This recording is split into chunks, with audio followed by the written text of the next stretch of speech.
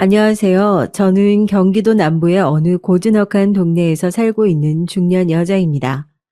톡톡 사연을 한 편씩 틀어놓고 집안일을 하는 습관을 가지고 있는데요. 만약에 제가 보낸 사연이 소개된다면 그날은 정말 즐거운 추억을 만들며 집안일을 할 수 있지 않을까 싶어서 그런 상상을 해보니까 재미있더라고요. 그래서 한번 사연 신청을 도전해보게 됐어요. 인생은 도전의 연속이라고 하잖아요. 그러니 비록 제가 젊고 어린 시절보다는 생기와 총명이 덜하다지만 반짝반짝 눈을 빛내며 컴퓨터 자판을 두드려 보려 합니다. 세상이 이렇게 빨리 변할 줄은 몰랐던 것 같아요. 어린 시절 저는 기껏해야 땅 따먹기를 오락으로 즐기던 소녀였으니까요. 컴퓨터가 뭔지도 모르고 자라나던 시절 저희 집에는 조부모님이 함께 계셨어요. 친정 아버지께서 집안의 유일한 아들이셨거든요. 고모만 셋이었고요. 제가 보기에는 고모들도 다 좋으시고 전부 효녀이신데 조부모님들께서는 아들이 최고, 딸은 출가 외인이라고 하시면서 저희 친정 아버지를 가장 귀하게 여기시며 예뻐하셨어요. 특히 친할머니께서 아들을 귀히 여기시는 것에 앞장을 서셨죠. 그래서 고모들을 향해서는 곧잘 모진 말씀도 뱉으셨지만 친정 아버지에게는 순하게만 구셨고 저는 그런 모습을 봐오며 자라났습니다. 친정 엄마께서는 친할머니께 많이 시달리고 사셨어요. 우리 권영이가 어떤 아들인데? 우리 권영이가 얼마나 귀하고 대단한 아들인데 너는 시집을 오면서 고작 그런 거적대기나 들고 와? 차라리 뻔뻔스레 맨몸으로 시집을 오지 그랬냐?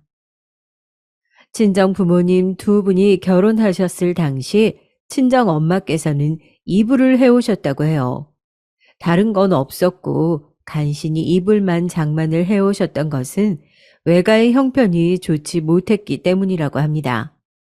그래도 딸을 시집 보낸답시고 외할머니께서 많은 신경을 쓰시며 나름대로 이불을 좋은 것으로 해주셨는데 그 마음을 친정 엄마께서는 익히 잘 알고 계셨기에 친할머니의 발언에 매번 큰 상처를 받으셨다고 해요.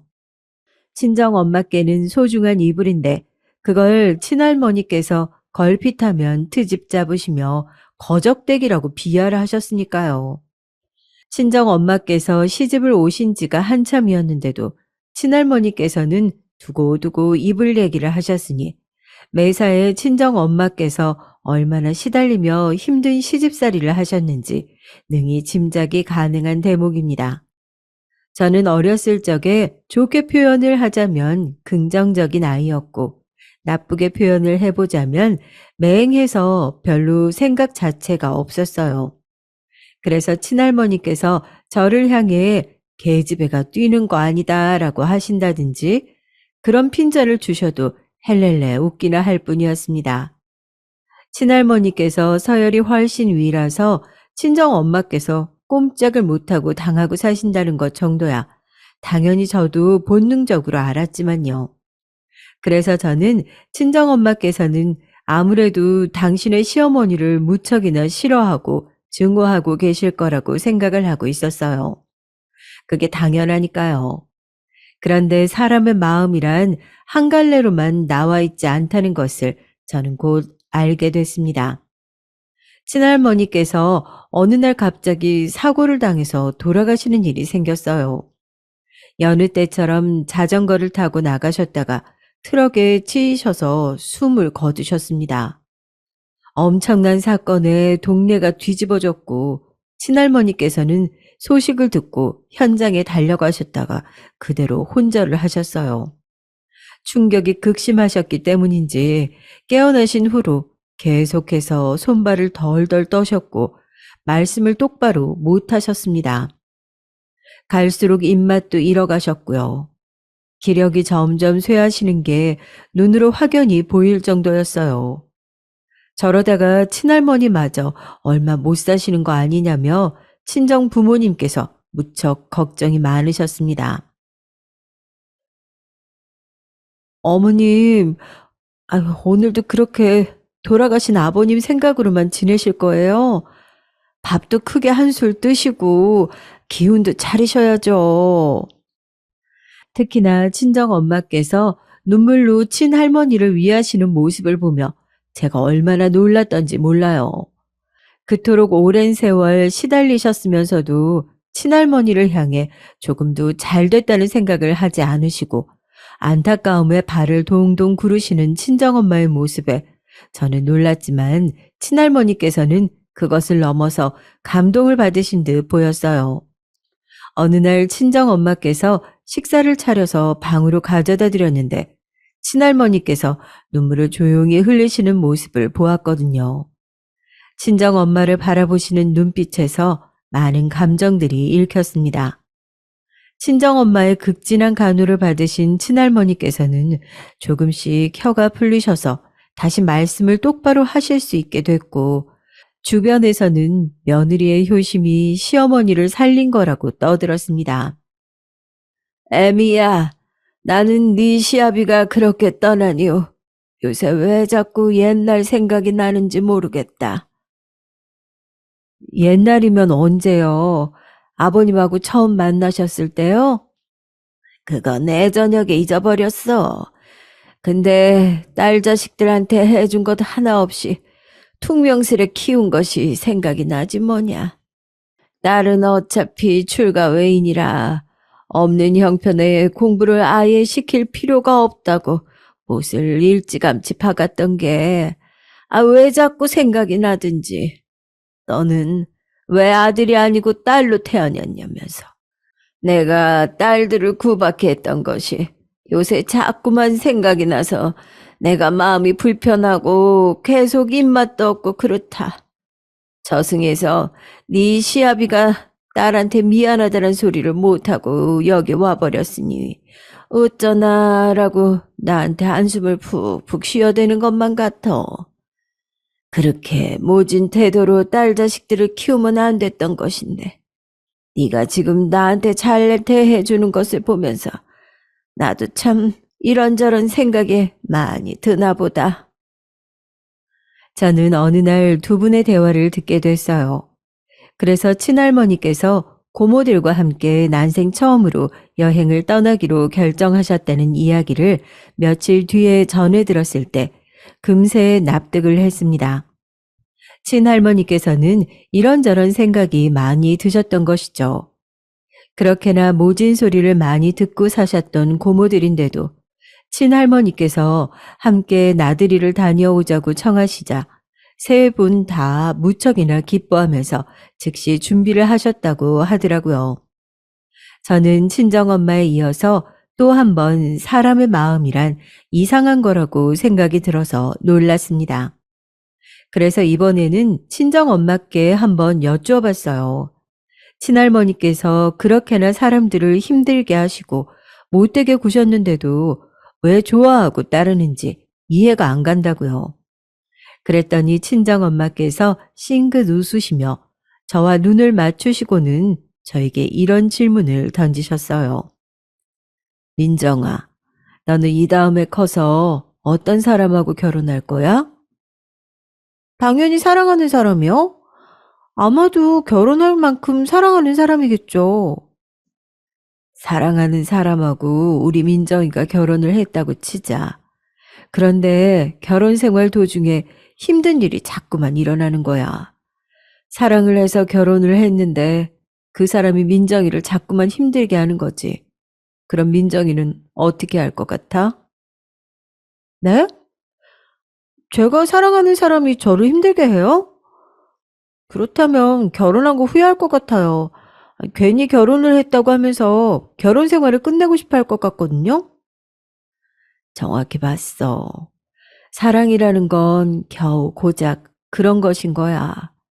결혼을 하게 할 만큼 대단한 감정이기도 하지만 한순간에 식어버리고 사랑이 나쁜 감정으로 변하기도 한단다. 사랑했던 만큼 상대에게 실망을 해서 그래. 그렇다면 어떻게 해야 그렇게 되는 걸 막을 수 있을까? 애초에 어떤 마음으로 결혼을 해야 할까? 그건 바로 민정아. 엄마 생각에는 있잖아. 희생이야. 내가 이 사람과 결혼을 한다면 내가 더 희생하고 살 수 있을 것 같다는 생각이 들 때 그런 생각이 드는 사람하고 결혼을 하는 거란다. 희생이란 쉽게 말해서 나보다 상대를 더 위하는 마음이야. 이런 희생 없이는 사랑을 이어갈 수가 없어. 아, 알 것 같아요. 그러니까 엄마나 고모들은 희생을 할 줄 아는 분들이라는 거죠? 맹하기로 동네에서 소문이 났던 제가 웬일로 일찍 깨달음을 얻고서 그렇게 반문을 했을 때 친정엄마께서는 즉답을 해주지는 않으셨지만 긍정의 뜻과도 같은 미소를 저에게 보내주셨습니다. 그 후로 저는 그 가르침을 가슴에 새기고 살았어요. 만약 친할머니께서도 이 희생을 당신의 아들에게만 펼치지 말고 딸들과 며느리에게도 베푸셨다면 많은 상황들이 달라졌을 거라는 생각이 들었죠. 그래서 친할머니께서도 희생이란 것을 배우시고 변하시는 모습을 보고 싶다는 마음도 얼핏 품었었죠. 저도 친할머니와 왠지 가까워지고 싶다는 생각을 품었던 때에 또 한 번 슬픈 일이 닥쳤습니다. 고모들과 먼 지역으로 여행을 가셨던 친할머니께서 낙상사고를 당해서 돌아가신 거예요. 뿐만 아니라 큰 고모 역시도 발을 헛디뎌서 추락하시던 친할머니께 빠르게 다가가 도우려고 하다가 같이 떨어지고 마셨어요. 친할머니께서는 현장에서 바로 돌아가셨고 큰 고모께서는 병원에서 사흘을 버티시다가 하늘나라로 떠나셨습니다. 다른 고모들이 알려주시기를 친할머니와 여행을 가게 되었을 때 유독 큰 고모께서 싱글벙글 웃으시며 기뻐하셨었대요. 아휴, 참나. 내가 인생을 오래 살고 볼 일이야. 내가 이 나이 먹고서야 우리 엄니의 관심을 다 받아보네. 하늘에서 우리 아버지가 아주 신기해 하실 일이다. 집안의 장녀로서 온갖 굳은 일을 다 도맡아 하시면서 크셨다고 하던데 그럼에도 늘 엄마를 영원히 짝사랑하는 딸의 모습을 하셨던 게 큰 고모라고 들었습니다. 친할머니와 함께 여행을 가기 위해 모자도 새로 구입하시고 운동화도 깨끗하게 빨아서 신고 가셨다는 이야기를 들었을 때 모든 가족들이 흐느껴 울었어요. 너무 슬펐어요. 왜 이런 슬픈 일이 세상에 벌어져야 하는지 이해를 할 수 없었고 열심히 산다고 해도 이렇게 사고를 당해서 떠나면 한순간에 끝나버리는 것이 인생인 것만 같아서 저는 한동안 허무주의에 시달렸습니다.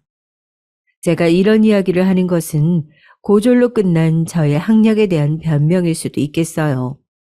저는 학창 시절을 심적으로 방황을 하며 보내고 말았고 친정 부모님께서는 저에게 감사하고도 슬픈 말씀, 건강하기만 해라는 소리를 항상 하셨을 뿐이었습니다. 어디 안 아프고 건강하게만 살아도 그것 또한 인생의 복이라고 하셨죠. 제가 느끼기에는 원래 그런 식으로 생각하시던 분들은 아닌 것 같았는데 집안에 일어난 일련의 사건들이 저뿐만 아니라 두 분도 변화시킨 듯 했습니다. 전문대를 가려면 갈 수 있었지만 시간 낭비가 될까봐 그러지 않았고요. 대신 대학에 간 친구들이 공부를 할 때 저는 좀 더 이르게 사회생활을 시작했어요. 열심히 일을 하다 보니까 고졸 출신이라는 한계에 더 부딪힐 때도 있어서 마음이 복잡하긴 했지만 그렇다고 해서 멈춰선 적은 없었네요. 허무주의에 시달리며 학창 시절을 많이 허비하고 말았다는 생각이 늘 있었거든요. 그래서 이제는 좀 열심히 살고 싶었습니다. 그러다 보니까 저를 좋게 봐주는 눈길들이 생겨나기 시작했고 저에게 남자 소개도 종종 들어오게 되었어요. 거절을 할 때도 있었고 궁금해서 만나볼 때도 있었습니다. 그러다가 만나게 된 남자가 남편이었어요. 솔직히 밝히자면 저는 처음부터 남편이 마음에 들었습니다. 어느 부분이 그랬는가 하면 대학도 잘 나왔고 직장도 괜찮은데 어딘가 성격이 허술하고 사회생활에서 상처도 잘 받는 편이라 제가 왠지 지켜주고 보듬어줘야 할 것만 같았거든요. 그런 부분에서 반전 매력을 느꼈고 모성이 비슷한 게 발동되었던 듯 싶어요. 좋은 마음으로 만나다가 결혼 얘기가 나오게 됐고 남편이 자기 집안은 자기가 알아서 설득하겠다고 그랬죠. 저는 웬 설득이 필요한가 싶었는데 나중에 겪어보니까 알겠더라고요. 만만치 않은 집안이었으니까요. 하지만 제가 나쁘끄럽게도 아직 부부가 되기 전인데 임신을 하고 말았습니다. 갑자기 찾아온 생명이었고 저희 부부는 혼비백산으로 결혼 준비에 들어갔었죠. 친정 부모님께서는 저에게 축복의 말씀만 해주셨지만 시댁 식구들은 거의 저를 저주하다시피 했어요. 특히 시어머니요. 너는 뱃속의 아이가 외탁하지 말고 친탁하길 바라면서 태교해라. 알았니? 네? 아이가 꼭 친탁을 해야만 하나요? 당연하지. 그럼 설마 아이가 고절인 너를 닮는 비극이라도 벌어지기를 바란다는 거야? 고졸 소리에 제 속이 끓어올랐죠. 열심히 살아온 제 인생이 부정당하는 것만 같았지만 저는 시어머니께 그럼에도 순종하기로 했습니다. 이런 건 좀 웃긴 얘기 같지만 돌아가신 제 친할머니가 떠올랐거든요. 고모들에게 막말을 퍼부으시고 친정엄마를 못살게 구셨던 어렸을 적에 봤던 친할머니와 시어머니가 어딘가 닮아 있었어요. 저는 사랑에는 희생이 필요하다는 친정엄마의 말씀을 떠올리며 제가 참는 결혼 생활을 하기 시작했죠.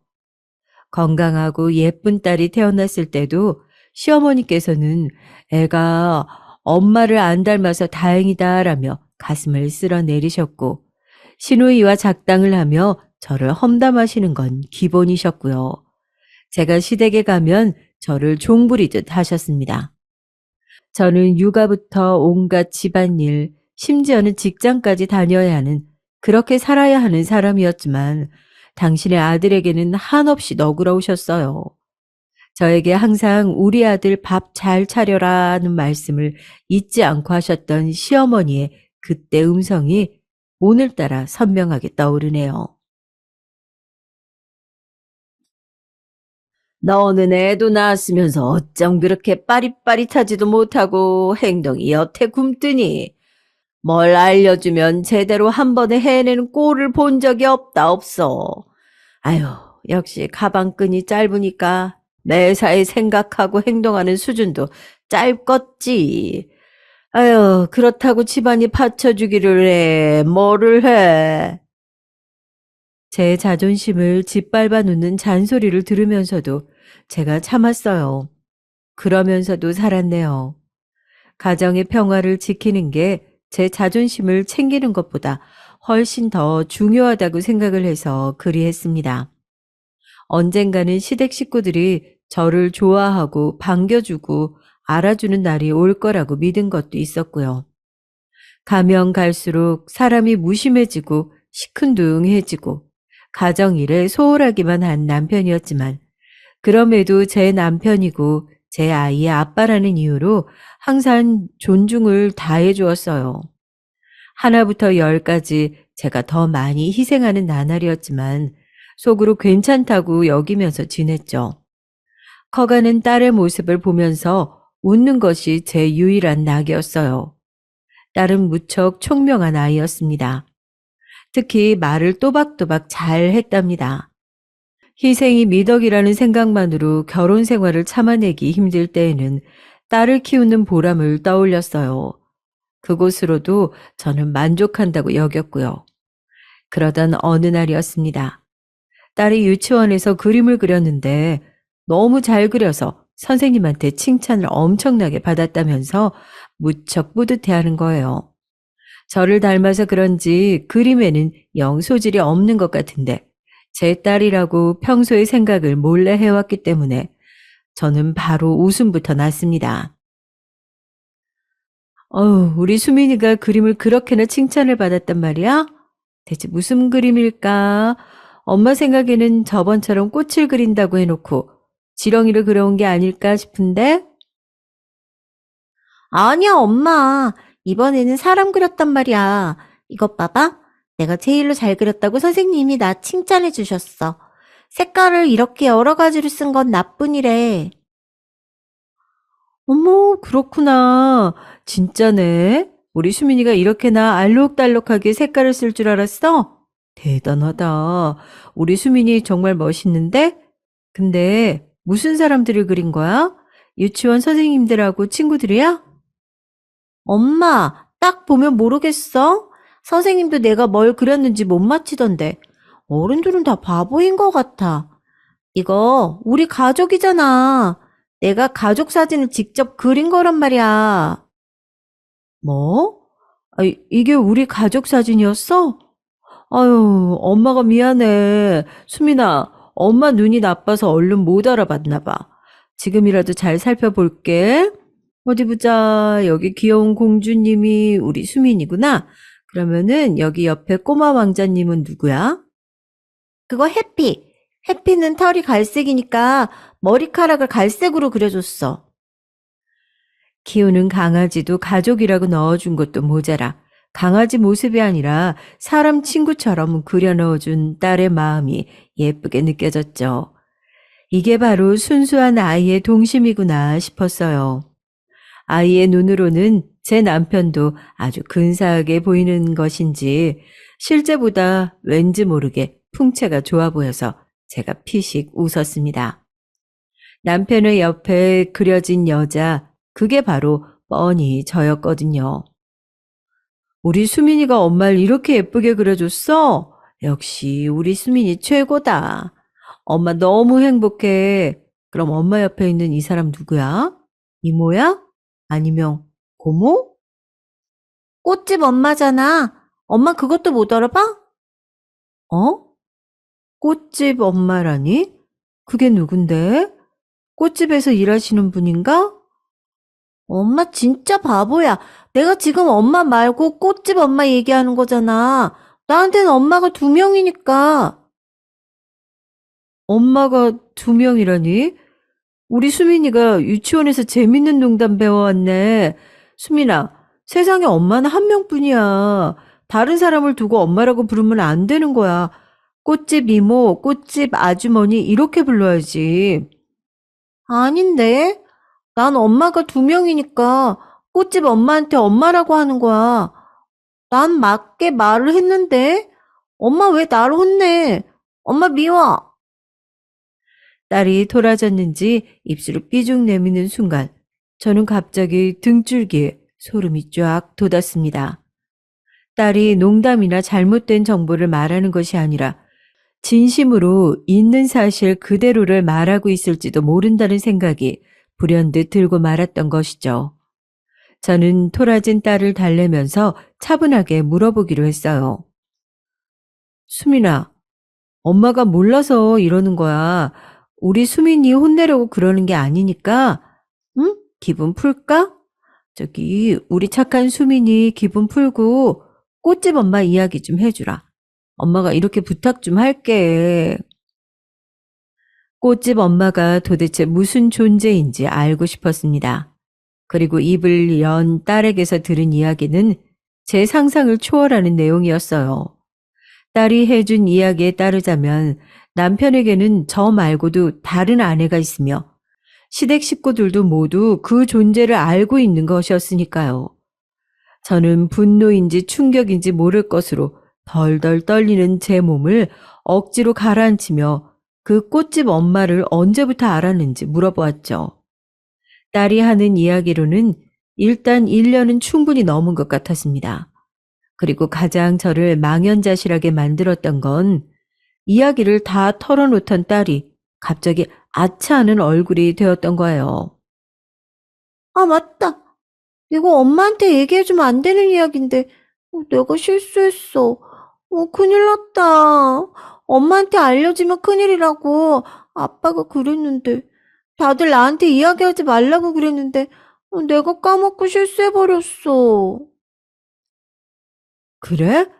우리 수민이한테 아빠가 꽃집 엄마 얘기를 절대 하면 안 된다고 그랬나 봐? 또 누가 수민이한테 그런 부탁을 했어? 응? 아니, 이야기하고 다니면 안 된다고 누가 그랬는데. 엄마한테 말해줘봐. 엄마가 비밀 지킬게.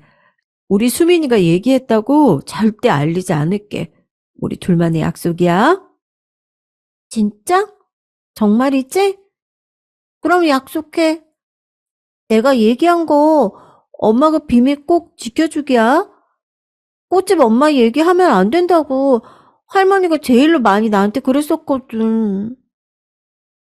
예상은 했으나 역시나 시어머니가 거론이 되자 저는 끓어오르는 화를 참느라 죽는 줄 알았어요. 머리가 깨질 듯이 아파왔고 도저히 안 되겠어서 이웃집 애기 엄마한테 찾아간 다음 딸을 몇 시간 정도만 부탁했습니다. 그리고 저는 냉정해지려고 애를 썼어요. 그간 저는 남편이 바람을 피운다고 차마 생각도 하지 못한 채로 지냈었고, 설마 딸에게 엄마 취급인 내연녀가 존재하며 시댁 식구들도 다 알고 있다는 충격적인 사건을 맞이할 것이라고는 꿈에서조차 상상하지 못한 바였어요. 어디까지가 현실인지 그거부터 따져봐야 할 것 같았죠. 저는 인터넷을 통해서 배우자의 바람을 알게 된 사람들이 가장 먼저 어떻게 행동하는지를 찾아봤어요. 그랬더니 주의할 점이 있더라고요. 바람을 알게 되었다고 해서 절대로 흥분하거나 경거망동해서는 안 된다는 것이었죠. 그랬다가 괜히 일도 그르치고 심지어는 역으로 공격을 당하는 경우도 왕왕 있는 모양이었습니다. 저는 인터넷에 올라온 사람들의 뼈가 되고 살이 되는 조언을 보며 애써 냉정을 유지하기로 했어요.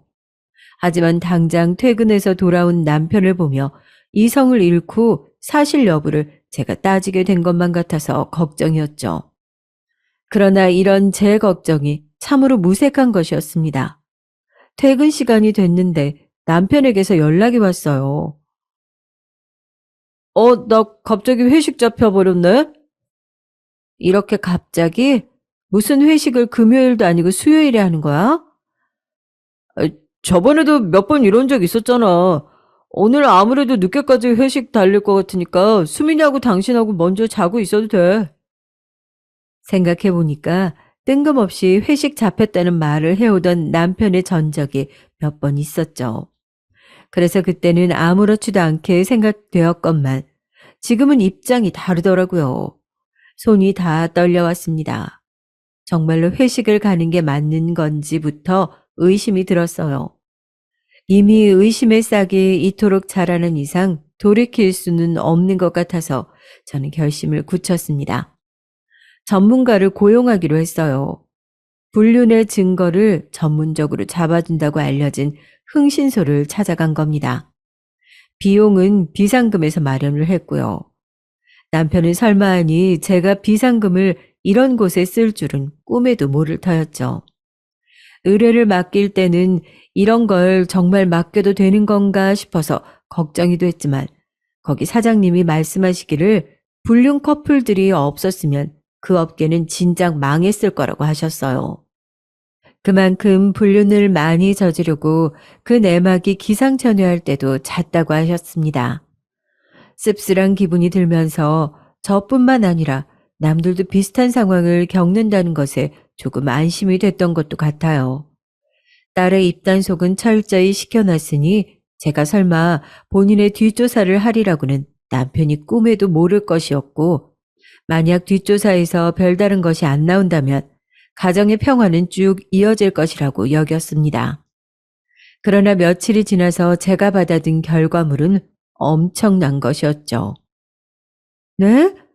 저, 정말로 제 남편에게 여자가 있었다고요? 그것도 꽃집을 운영하는 여자요? 예전에 만났던 사이로 추정이 되더군요. 여기 정리한 자료가 있으니까 한번 넘겨보시죠. 예전에 만났다니 그게 무슨 말씀이에요? 이건 뭐예요? 제 남편이 그 여자하고 대학 다니던 시절에 사귀었었다고요? 주변 사람들은 다 아는 공개적인 커플이었다니. 저는 남편의 뒷조사가 이뤄진 결과를 살펴보면서 경악을 이어갈 수밖에 없었습니다. 내막은 이랬어요. 남편은 그 여자와 대학 다니던 시절 사귀었고 대략 3년 정도를 만나다가 헤어졌대요. 그 여자는 남편보다 2살 연상으로 유복한 집안의 고명딸이었고요. 그 여자는 외국에 가서 박사학위를 딸 정도로 배경도 좋고 머리도 좋았지만 결혼을 하면서 일을 내려놓게 된 모양이었습니다. 결혼하고 곧 임신을 했었기 때문이죠. 그렇지만 문제가 생겨서 아이는 유산이 됐고 그러면서 2번 다시는 임신을 하기 어려울 것이라는 병원의 소견도 들었던 겁니다. 그게 부부간의 불화를 불러왔던 듯 싶어요. 유산 이후 1년 만에 이혼을 한 것이에요. 집안에서는 어떻게든 재혼을 시키려고 했지만 그 여자는 결혼 생활에 질릴 대로 질린 상태라고 주변에 공공연히 말을 하고 다녔다고 해요. 열심히 병원 치료를 받으면 혹시 임신이 다시 가능할지도 모른다면서 그 가족들이 난리를 쳤다고 하는데 그럴수록 그 여자는 임신에서도 마음이 떠버렸다고 합니다. 자기 인생의 임신은 2번 다시 없을 거라고 말을 하며 다녔다더군요.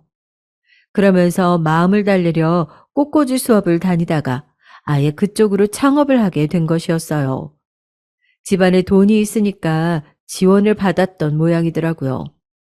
그렇게 꽃집이나 운영하면서 조용히 잘 살았으면 참 좋았을 텐데요. 제 남편을 만난 겁니다. 어떻게 2사람이 다시 만난 건지는 뒷조사에서도 나와 있지 않아요. 다만 2사람이 바람을 피운 게 벌써 2년이 훌쩍 넘었다는 것만은 확실했고 이것이 저를 미치게 만들었어요. 2년이 넘는 기간 동안 저는 매일같이 농락을 당하고 있었던 거죠. 결혼이나 임신 생각이 없는 딸이 옛날에 만났던 남자친구와 놀면서 재미있게 지내는 것을 그 집안에서는 좋게 봤다고 합니다. 또한 시댁에서도 그 여자를 반겼다고 해요. 잘 사는 집 딸이니까요. 게다가 고학력자 엘리트였으니까요. 그래서 남편이 그 여자와 바람을 피우는 걸 지지해 주었고 한술 더 떠서 제 딸을 그 여자에게 소개시켜 주면서 또 다른 엄마라고 칭했던 겁니다. 저는 이 부분이 너무나도 역겨웠어요. 어디까지나 아이 엄마는 저인데 바람난 여자한테 엄마라는 호칭을 준 건 대체 뭐 하는 짓인가요? 어린아이의 정서를 위해서라도 절대 하지 말아야 할 짓이었습니다.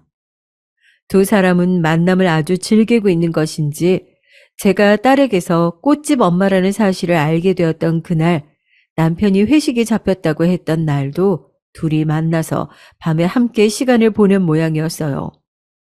이 모든 것을 알게 된 저는 가슴이 찢어질 것 같았고 숨이 잘 쉬어지지를 않았어요.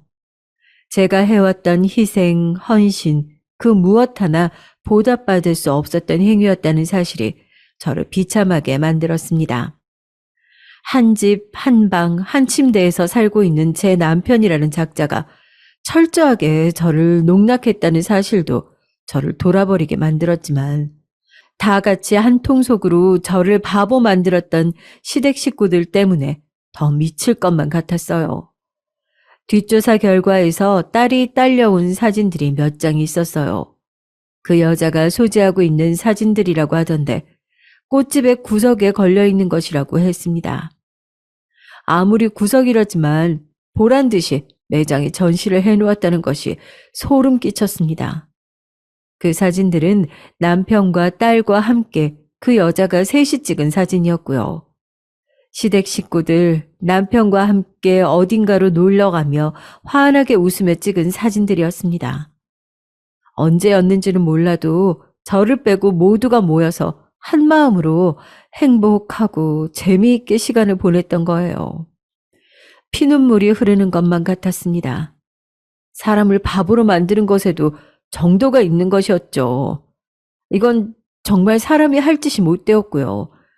마주한 진실 앞에서 머리가 아프도록 울고 난 저는 제 자신을 위해 움직이기 시작했어요. 더 이상 바보 취급을 당하고 싶지 않았거든요. 이게 정말 현실이 맞다면 내가 왜 이런 꼴을 당해야 하냐면서 그런 나약한 질문이나 쏟아내며 그들에게 응징할 수 있는 기회를 날리고 시간을 날리는 짓은 하지 않기로 했습니다. 모든 증거를 차분하게 정리해둔 저는 가장 먼저 그 여자를 찾아갔어요. 제 안에 순수한 궁금증도 있었거든요. 그 여자 정도 되는 인물이 아무리 실패한 결혼 생활이니 임신하기 힘들어진 몸이니 하더라도 왜 애까지 딸린 남자하고 놀아나고 있는지 답을 직접 눈앞에서 보고 싶었습니다. 아담한 꽃집이더군요. 통유리로 이루어진 매장이 예뻤어요. 레이스가 달린 앞치마를 하고 기다란 머리를 한쪽으로 늘어뜨려 묶은 그 여자는 딱히 동안이 아니어서 자기 나이로는 보였지만 수수하고 청초한 분위기가 있었죠. 요컨대 남자들이 잊지 못하는 자기만의 첫사랑 같은 이미지와 어울렸습니다. 그래서 제가 피식 웃고 말았는데 그 여자가 저와 눈이 마주치자 매만지던 꽃을 내려놓고 한숨을 깊게 내쉬더군요. 제가 누군지 아시는가 보네요. 네, 알고 있어요. 이쪽으로 와서 앉으세요. 커피 한 잔 드릴까요? 커피는 됐고요. 얘기나 좀 해주세요. 저를 어떻게 아시는지 그 얘기부터 시작하시면 되겠네요. 그 여자를 보며 당장 뺨이라도 내려칠까봐 걱정했는데 막상 마주하니까 머리가 오히려 차갑게 식더라고요. 제 소중한 딸이 이 여자를 또 다른 엄마라고 여기며 그렇게 불러왔을 생각을 하니까 너무나도 기가 막혀서 그랬던 것일지도 모르겠습니다. 그 여자는 제 앞에서 무척이나 태연하게 제 남편과 만남을 이어온 이야기를 꺼냈어요. 그러면서 말을 하더라고요. 제 남편이나 시댁 식구들은 본인들이 입을 열지 않는 한 비밀이 영원할 거라고 여겼지만 자기는 그렇게 생각을 안 했다고요. 분명 멀지 않은 때에 이런 순간이 올 거라고 예상을 했다고요. 그런 소리를 하면서 덧붙이기를 제 남편을 진심으로 사랑한다고 그랬습니다. 두 사람이 진짜 사랑하는 관계이고 저는 그 사이에 어쩌다 보니까 끼어버린 이물질이라고 그랬어요. 남편과 바람이 난 상간녀에게서 제가 이물질이라는 소리를 듣게 되다니 인생이란 참 잔인한 것이라는 생각이 들었네요. 그런 저 같은 이물질을 왜 그 사람들이 여태까지 그냥 뒀을까요? 진작에 저 같은 이물질을 치워버렸으면 될 일인데요. 그 이유가 그쪽은 뭐라고 생각하시나요? 궁금했던 점을 한번 물어봤어요.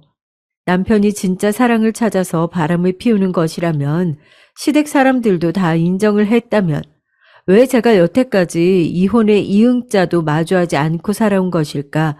그게 희한했거든요. 그런데 그 여자가 내어놓은 답변을 듣고 제가 멍해지고 말았습니다.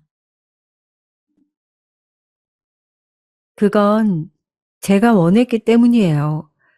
저는 이혼을 겪어본 사람이라 다시 누군가와 재혼을 하는 건 별로 달갑지 않았어요. 그래서 그 사람이 이혼을 하고 저한테 온다는 걸 말렸습니다. 진짜 돌아버리겠네, 진짜. 진짜 사랑이신데 결혼은 하기 싫어서 불륜관계로만 지내셨다? 머리털 나고 들어본 이야기 중에 제일 황당하네요. 거기까지는 내가 그렇다고 칠게요. 근데요, 우리 딸, 우리 딸 수민이한테서 엄마 소리는 왜 듣고 자빠졌는 거예요? 아무리 진짜 사랑이랍시고 포장해봤자 결국은 더럽고 역겨운 불륜일 뿐인데 거기에 왜 애먼 어린아이까지 끼어들게 만든 거냐고요? 제가 그러도록 요구했던 게 아니에요. 어머님이 너무 애같하게 제가 수민이와 잘 지내기를 원하셨기 때문에 따랐던 것뿐입니다. 어머님이요? 제 시어머니요? 아이, 그분이 왜요? 그분이 당신한테 뭐라고 그랬는데요? 쭉 지내다 보면 제가 결국 그 사람과 진심으로 결혼까지 하고 싶어지게 될지도 모를 일이니까 그때를 대비해서 아이와 미리 친해지는 게 낫다고 하셨어요. 저도 임신에 대한 부정적인 생각이 있을 뿐 아이 자체는 무척 좋아하거든요. 예쁘고 똘똘한 수민이를 보자마자 저도 마음이 녹아내렸고요. 그래서 어쩌다 보니까 아이에게서 엄마 소리를 듣게 됐네요. 이건 정말 미안하게 생각합니다. 기가 막혀서 미안하다고 하면 다인가요? 어린아이에게 더러운 경험을 하게 해놓고 이제 와서 그러면 끝이에요. 제가 남편하고 이혼을 한다고 쳐요. 그쪽 때문에 제가 이혼을 한다고 치더라도 그게 아이와 무슨 상관이 있어요? 아이는 제가 키울 건데? 그건 본인의 생각일 뿐이잖아요. 그 사람도 그 사람 가족들도 전혀 그렇게 생각 안 해요. 그리고 솔직히 저도 제가 아이를 다시 가질 거라는 생각이 안 들기 때문에 이왕이면 수민이에게 욕심나는 것도 사실입니다. 이런 미친년을 봤나. 왜 집안 좋고 머리 좋은 여자가 처자식 있는 유부남하고 붙어먹는가 싶었는데 제정신이 아니라 그랬구나. 이제야 명료해지네. 당신 두 번 다시 우리 수민이 근처 가지도 마. 수민이 내 딸이야. 그 역겨운 불륜놀이에 감히 끼워도 될 존재가 아니라고. 뭐 마음대로 생각하세요. 이미 모든 일은 벌어진 뒤니까요. 태어나기 짝이 없는 그 여자의 태도를 보면서 정신적으로 문제가 많은 사람이라고 생각이 들었어요. 구제의 여지도 없겠더라고요. 마음을 단호하게 잡는 것에 아주 큰 도움이 됐습니다. 저는 그 여자의 얼굴에 가운데 손가락을 날린 후 매장 앞에 침을 뱉고 떠났어요. 마지막에 당황한 그 얼굴을 보니까 그나마 기분이 좀 낫더라고요. 그날 저녁 남편이 화가 난 얼굴로 집에 왔습니다. 당신, 희연이 가게 찾아갔었어? 가서 뭐라고 한 거야? 뭐라고 했길래 희연이가 상처받아서 우는 소리를 해? 잠깐, 수민이는 어디 갔어? 안 보이네? 딸이 안 보이는 것보다 상간녀의 안위가 먼저인가 봐.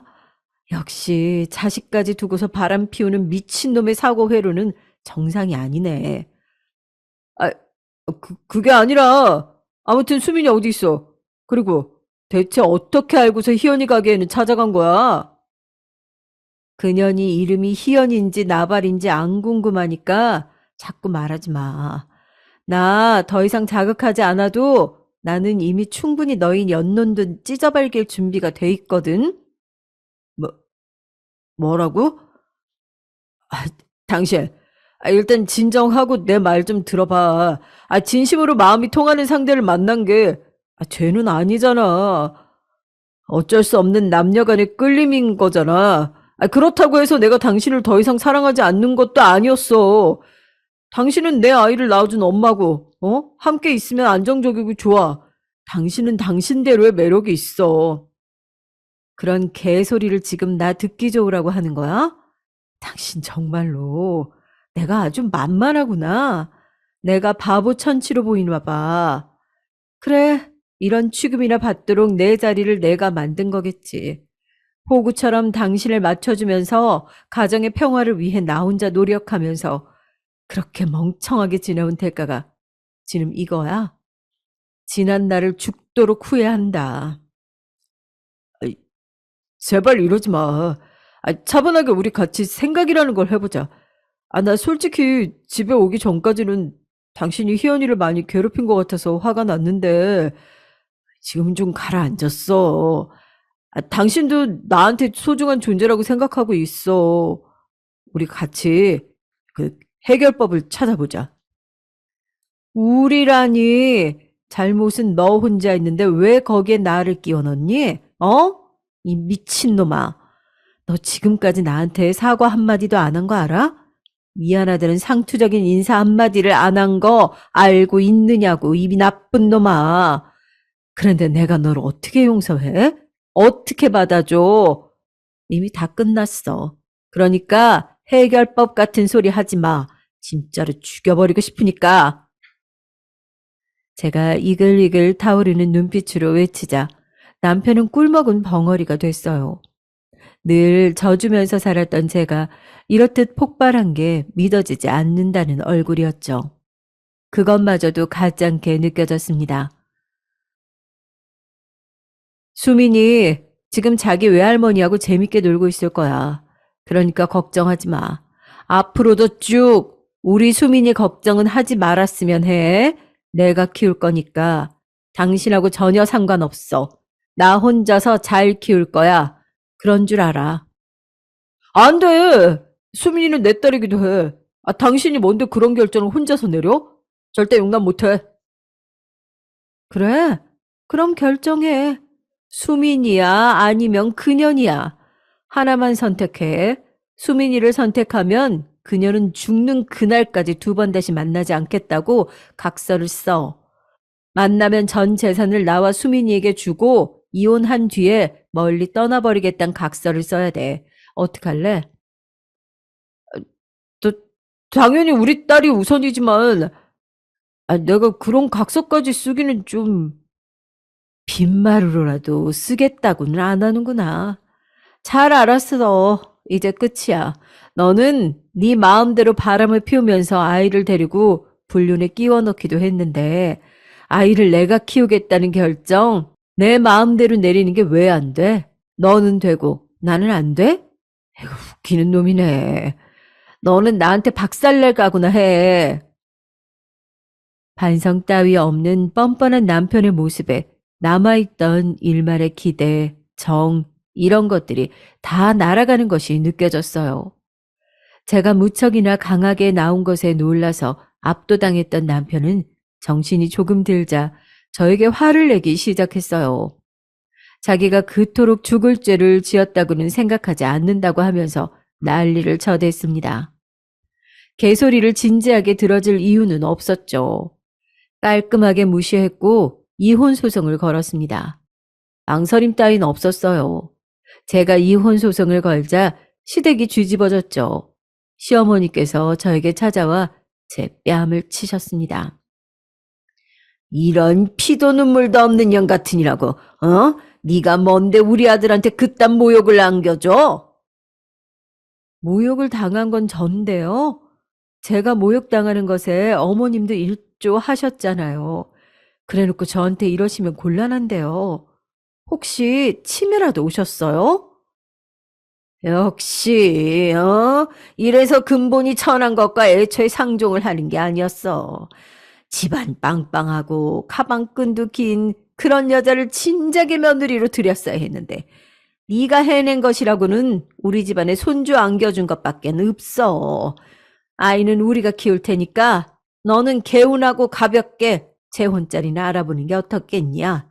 너도 그게 낫잖아. 아우, 어떡해. 치매가 아주 세게 왔나 보네요. 저는 전에 없이 당돌하게 맞섰고 충격을 받으신 시어머니께서는 더욱 분에 차서 제 머리채를 잡으셨어요. 저는 시어머니께서 들이닥치셨을 때부터 휴대폰으로 112에 신고할 준비를 마쳐놓고 뺨을 맞자마자 버튼을 누른 뒤였습니다. 그 뒤로 일부러 더 도발을 했던 것이고요.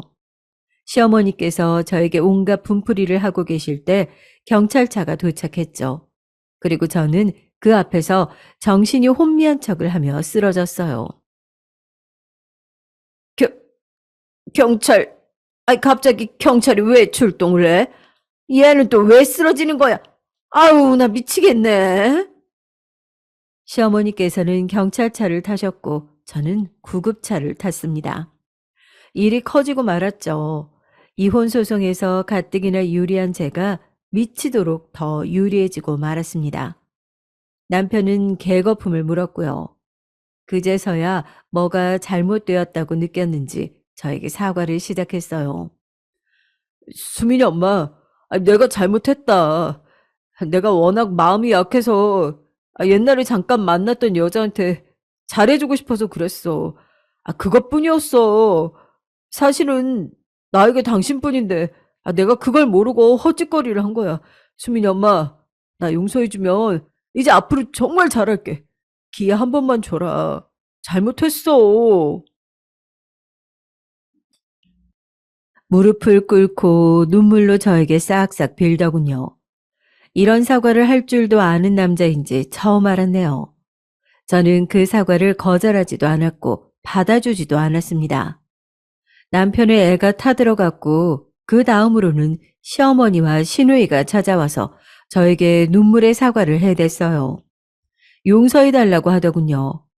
저를 기만한 걸 후회한다고 했습니다.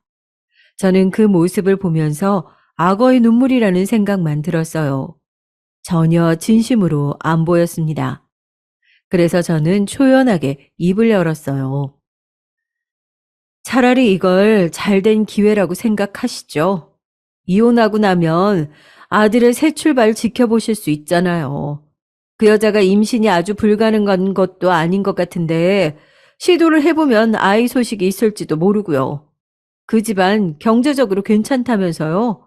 돈 퍼부으면 안 될 일도 없겠죠. 그렇게 생각을 하니? 네가 정 그렇다면야 나도 뭐 최대한 그렇게 생각을 해볼 수도 있는 건데 중요한 건 지금 이혼 소송 중이잖아. 너 때문에 우리 아들이 묵사발 나고 있는데 네가 소송 좀 어떻게 해결을 해주면 안 될까? 어머님, 저를 기만해 오신 것 스스로 인정도 하셨잖아요. 그런데도 제가 이혼 소송으로 정당한 승리 하나 쟁취하지 못해야 한다고 생각하시는 건가요? 설마 그렇게까지 양심이 없는 건 아니시죠? 제가 조용히 일침을 가하자 시어머니와 시누이가 입술만 꽉 깨물 뿐 아무 대꾸도 못했습니다. 돌아서면서 제가 이렇게 말을 잘하는 년인 줄 몰랐다며 자기들끼리 불만 어린 중얼거림을 뱉더군요. 그게 다 들려서 저는 그냥 피식 웃고 말았어요. 저는 당연히 이혼 소송에서 승리를 거머쥐었고요. 아주 완벽한 승리였기 때문에 남편 놈은 탈탈 털렸습니다. 어린 딸도 당연히 엄마인 제가 키우는 것으로 결정이 됐고요. 남편은 딸 앞에서 눈물쇼를 펼쳤지만 크게 소용이 없었어요. 아빠, 꽃집 엄마는 엄마가 아니었어? 그냥 아줌마였어? 근데 아빠가 나한테 그 아줌마 엄마라고 부르라고 시켰던 거야? 아빠 이상해.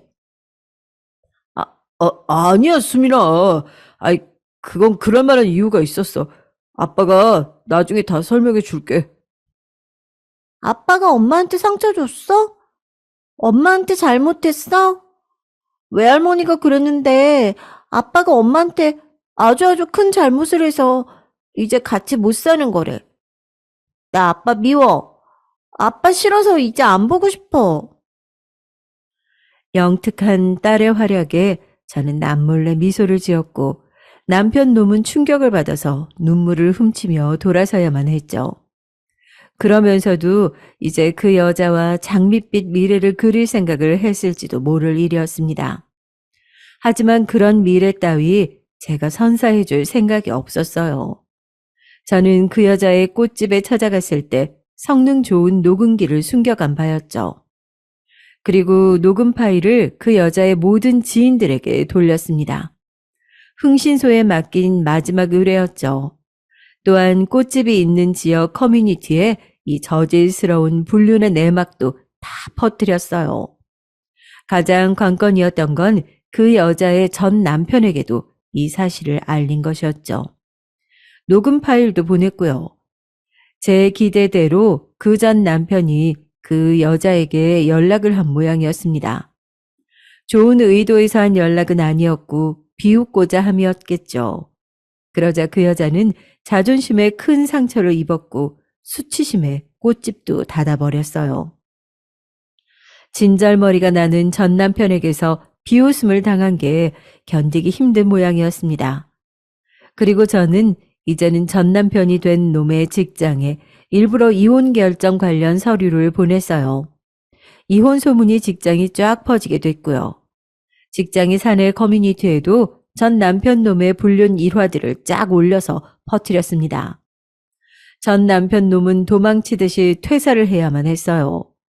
본인들이 세계의 사랑이라도 하는 것처럼 착각했던 연놈들은 상황이 그렇게 되자 본인들의 힘든 것에만 초점을 맞췄고 서로가 더 힘들다고 주장하며 서로를 원망하다가 헤어졌다더라고요. 우습게도 겨우 그 정도 사랑이었던 겁니다. 저는 친정이 있지 않고 다른 곳에 집을 얻어서 딸과 새로운 일상을 시작했어요. 친정과 멀지 않는 동네였고요. 갑자기 이사를 가게 돼서 딸에게도 미안했는데 새로운 유치원에서 적응 잘하며 발랄하게 지내는 딸의 모습에 곧 안심을 하게 되었답니다. 전 남편 놈은 미치게 후회를 한다면서 울고불고 난리를 쳤었지만 저도 그렇고 저희 친정 식구들도 아무도 상대를 안 해줬어요. 그쪽에는 이제 일말의 정 같은 것도 안 남아 있었으니까요. 전 시어머니께서 깊은 상심으로 결국은 쓰러지셨다는 후문이 들려왔을 때도 별로 안타깝지도 않더라고요. 자업자득이라는 생각만 들었네요. 저는 딸과 행복한 일상을 이어가다가 좋은 인연을 만나게 됐어요.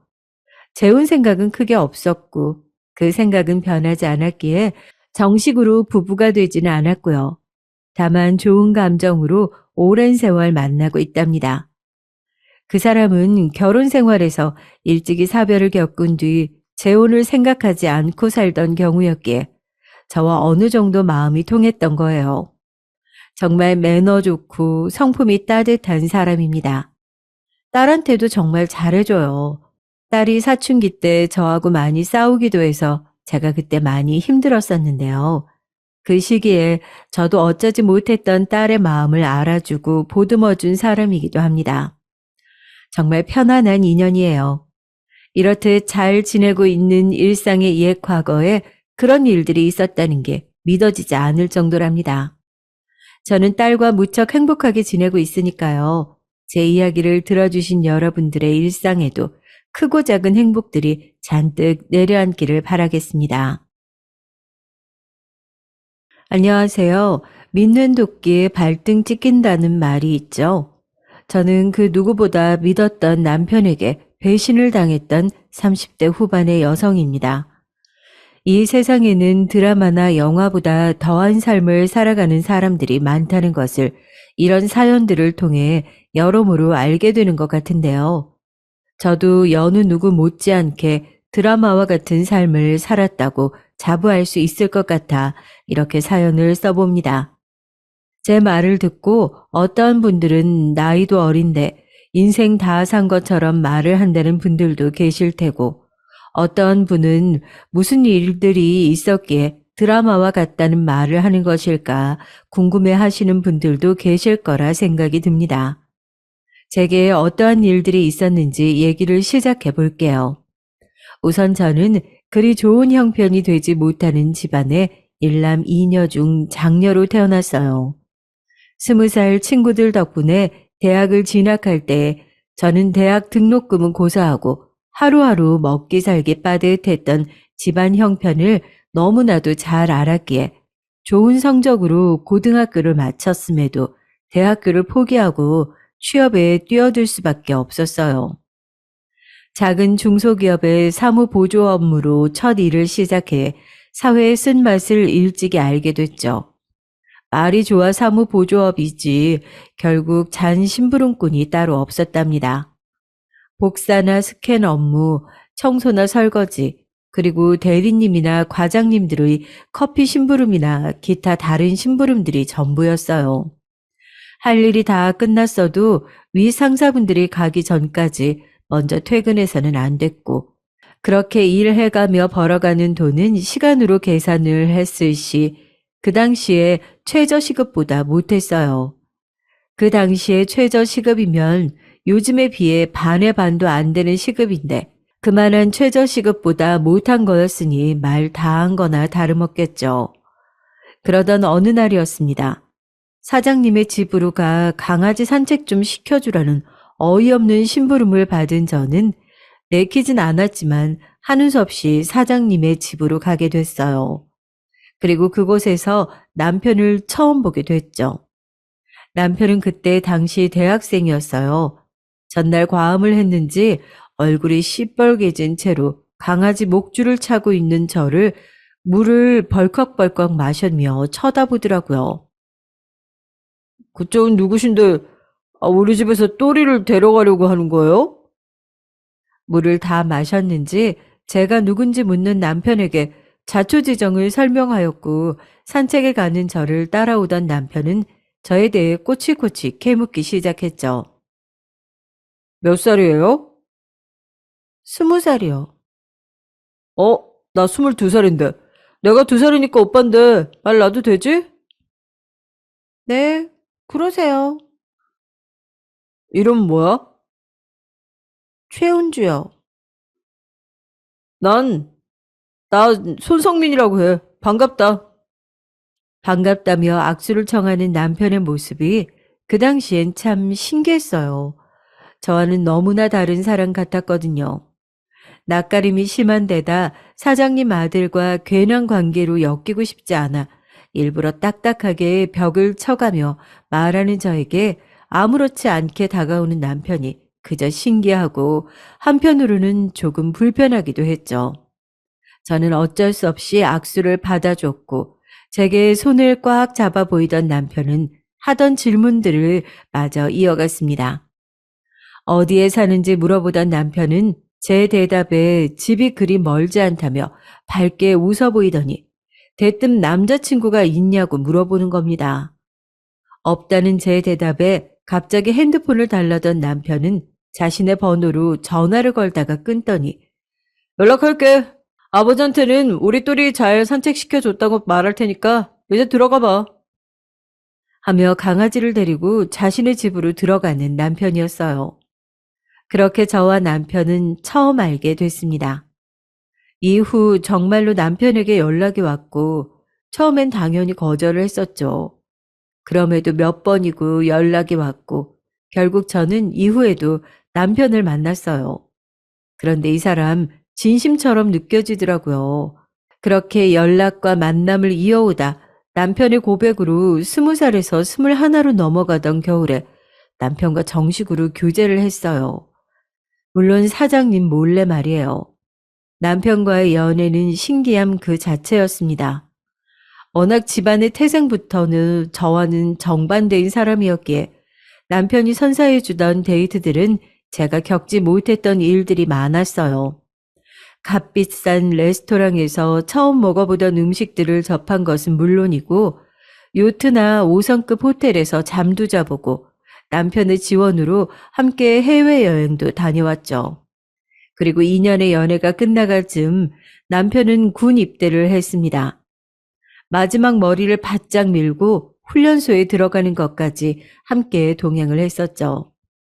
사장님과 사모님이 함께 오겠다고 하는 것을 남편은 친구들과 함께 갈 거라며 겨우 말렸었다고, 하마터면 저와 연애하는 것을 사장님께 들킬 뻔했다고 안도의 한숨을 내쉬더라고요. 고무신 거꾸로 신지 말고 얌전히 기다리고 있으란 남편에게 걱정 말고 다녀오라며 안심시켜줬고, 제가 말한 그대로 전 이후로도 남편에게 편지는 물론이고 종종 틈만 나면 한껏 도시락을 싸서 면회도 갔었어요. 그렇게 남편이 제대할 때까지 기다리고 있다 보니까 시간이 훌쩍 가더라고요. 어느덧 남편은 제대 후에 학교까지 복학했고 저와 남편도 만난 지 4년이 지나고 있었죠. 그렇게 아무 문제 없이 교제를 이어가던 어느 날이었습니다. 연애 5년 차 때쯤이었을 거예요. 어느덧 저도 남편네 회사에서 일을 한 지 6년 차가 됐고 그 사이 전 지긋지긋하던 사무보조 업무에서 일반 사원으로 일을 하게 됐고 제법 일다운 일들도 맡아가며 지내고 있었습니다. 심지어는 주임이라는 직책까지 달게 됐어요. 제가 남편과 만나고 있다는 사실을 모르던 사장님은 군말 없이 장기간 일을 해준 저를 나름 예뻐라 하셨죠.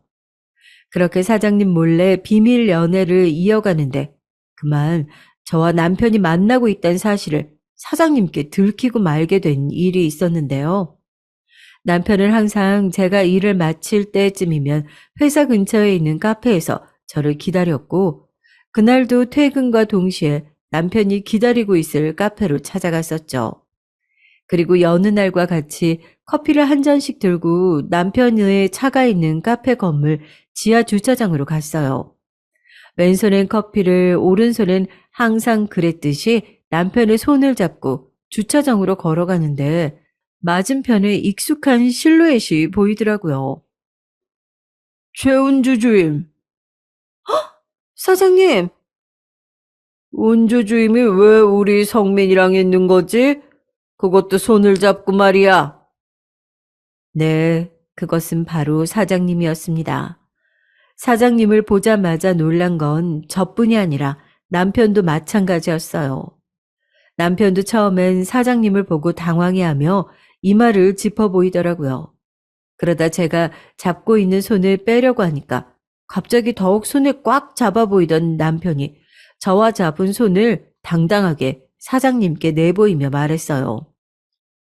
아버지, 저 은주와 사귀고 있어요. 만난 지 벌써 5년째예요. 그 말에 사장님의 표정은 가관도 아니었답니다.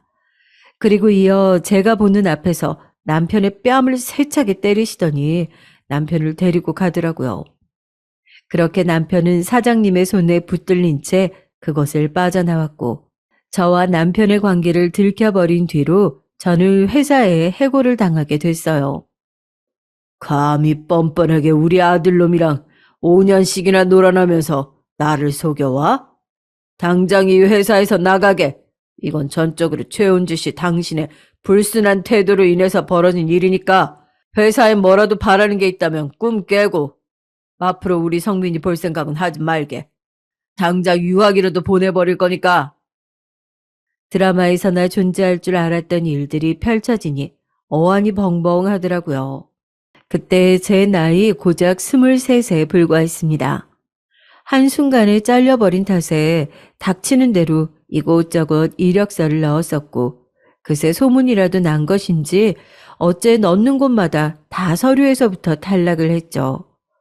고졸인 것도 한몫할 테지만 말이에요. 어쩔 수 없이 이런저런 아르바이트를 시작했습니다.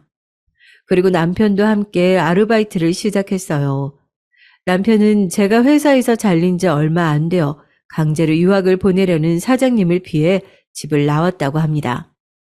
차도 뺏기고 카드도 정지된 상태에서 부모님과 함께 살고 있는 제 집에는 들어올 수가 없었기에 며칠 숙박시설에 머물렀어요.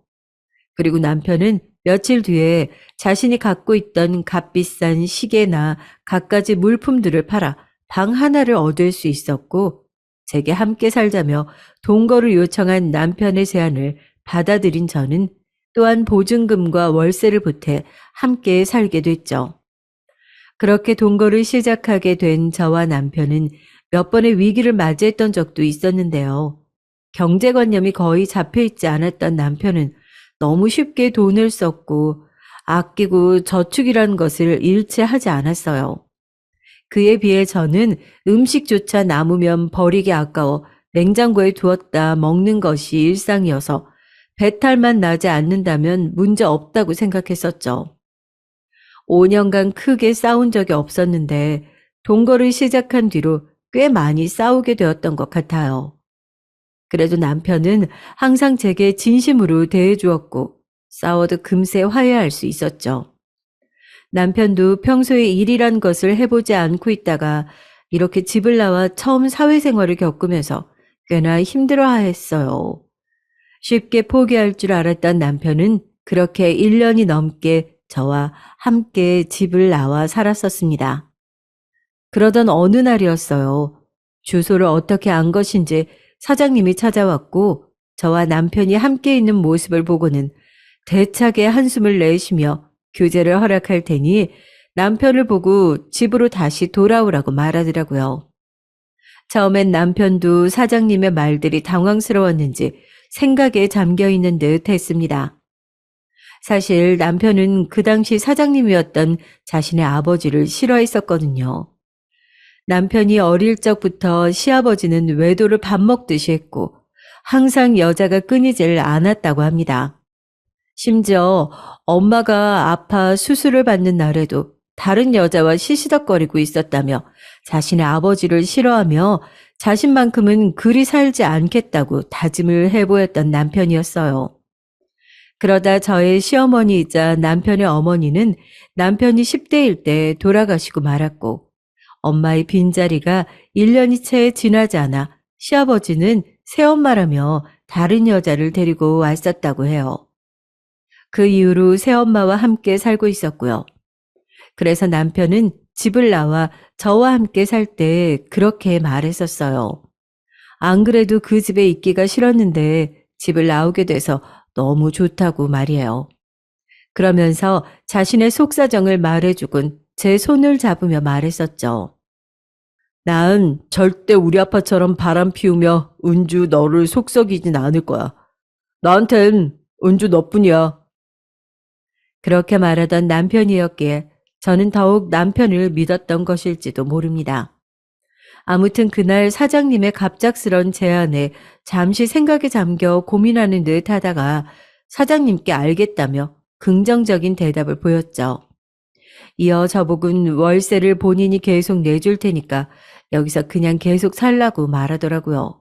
그리고 사장님께는 집으로 돌아가는 대신 본인이 대학교를 모두 졸업하면 저와 결혼하게 해달라고 부탁했고, 그러지 않으면 집으로 돌아가지 않겠다며 초강수를 두었었죠. 사장님도 잠시 고민하다 어쩔 수 없다는 표정으로 알겠다 말하곤 남편을 데리고 집을 떠났습니다. 그렇게 다시 집으로 돌아간 남편은 잠시 일을 하느라 휴학했던 학교를 마저 복학했고 늦가기 복학생으로 마지막 학기를 다녔답니다. 그리고 주말이면 이젠 혼자 살게 된 그 집으로 찾아와 전처럼 같이 맛있는 것도 먹으며 집 데이트를 즐겼어요. 저는 여전히 새로운 직장을 구하지 못하고는 아르바이트를 전전하며 살고 있었지만 말이에요. 그렇게 무려 7년의 연애 끝에 남편은 약속대로 대학을 모두 졸업하고 저에게 프로포즈를 했어요. 저는 너무나도 기다려왔던 남편의 프로포즈에 고민할 것도 없이 승낙했고 그렇게 저와 남편은 결혼을 하게 됐습니다. 친정집엔 빚뿐이었던 터라 집이며 혼수며 손을 벌릴 수가 없었어요. 거의 일부가 시댁에서 지원해 주었죠. 지금껏 쉬지 않고 일을 했다 해도 모아둔 돈이 얼마 되지 않았기에 그 돈으로 식장이며 드레스 등 결혼식을 치르는 데에 치러지기 빠듯했거든요. 그러한 저희 집안의 사정을 모두 알게 된 시부는 더욱 저를 탐탁치 않아 있지만 완강하게 밀어붙이는 남편 덕분에 겨우 결혼에 골인할 수 있게 되었답니다. 그리고 결혼한 지 얼마 안 되어 임신을 하게 되었다는 것을 알게 됐어요. 제 임신 소식에 사장님이던 시아버님도 좋다며 덩실덩실 춤을 췄고 남편도 제게 고맙다며 기쁨을 숨기지 않았죠. 허니문 베이비였던 제 딸은 태명부터 허니였고 제 뱃속에서부터 큰 사랑을 받으며 자랐어요. 그리고 너무나도 예뻤던 것은 태어나는 그 순간까지 큰 입덧도 없었고 진통도 오래 지나지 않아 딸아이의 울음소리를 들을 수 있었습니다. 시아버님은 언제 또 철학원까지 가서 딸아이의 이름을 받아왔고 민지라는 예쁜 이름으로 출생신고까지 일사천리로 마쳤고 제 딸은 그렇게 모두의 축복을 한 몸에 받았어요. 그런데 뱃속에 있을 땐 속 한번 썩이질 않던 아이가 낳고 나니 그리도 속을 썩이는 겁니다. 하루에도 몇 번이고 울어대는 딸아이 덕분에 잠자는 시간은 고사하고 밥 먹을 시간조차 촉박했죠. 아, 민지 울잖아. 나 내일 아침부터 회의 있다고 말했지? 밖에 나가서 재우든가 해. 아, 시끄러워서 잠을 못 자겠다고. 남편은 짜증스러운 말투로 저와 딸아이를 방에서 내쫓았어요. 대학을 졸업하고 바로 제가 한때 일했던 시아버지의 회사로 들어가 일을 하기 시작했었습니다. 회사에 들어간 이후로도 남편은 제게 한결같았어요. 그렇게 결혼 후에도 항상 다정하고 자상하던 남편은 민지가 태어난 뒤로부터 변하기 시작했습니다. 육아는 고사하고 항상 뭐가 그리도 바쁜지 아침부터 밤까지 집에 들어오질 않았고 심지어는 주말마저 출근을 했어요. 그때만 해도 참으로 순진했던 저는 남편의 말을 곧이곧대로 믿었습니다.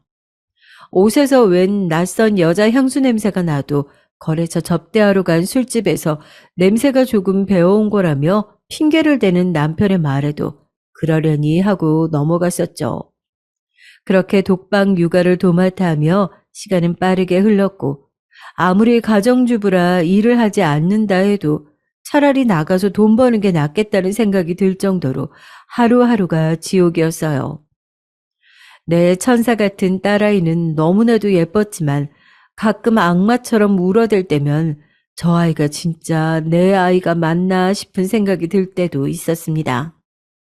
지금 와서 생각해보면 참으로 못난 엄마이지 않았나 싶네요.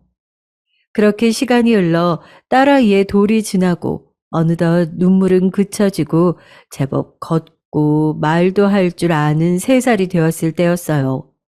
그날도 어김없이 남편은 밤 12시가 다 지나서야 집에 뒤늦게 귀가했고 남편은 잔뜩 취한 채로 술 냄새와 웬 여자 향수 냄새가 뒤섞인 악취를 풍기고 있었죠.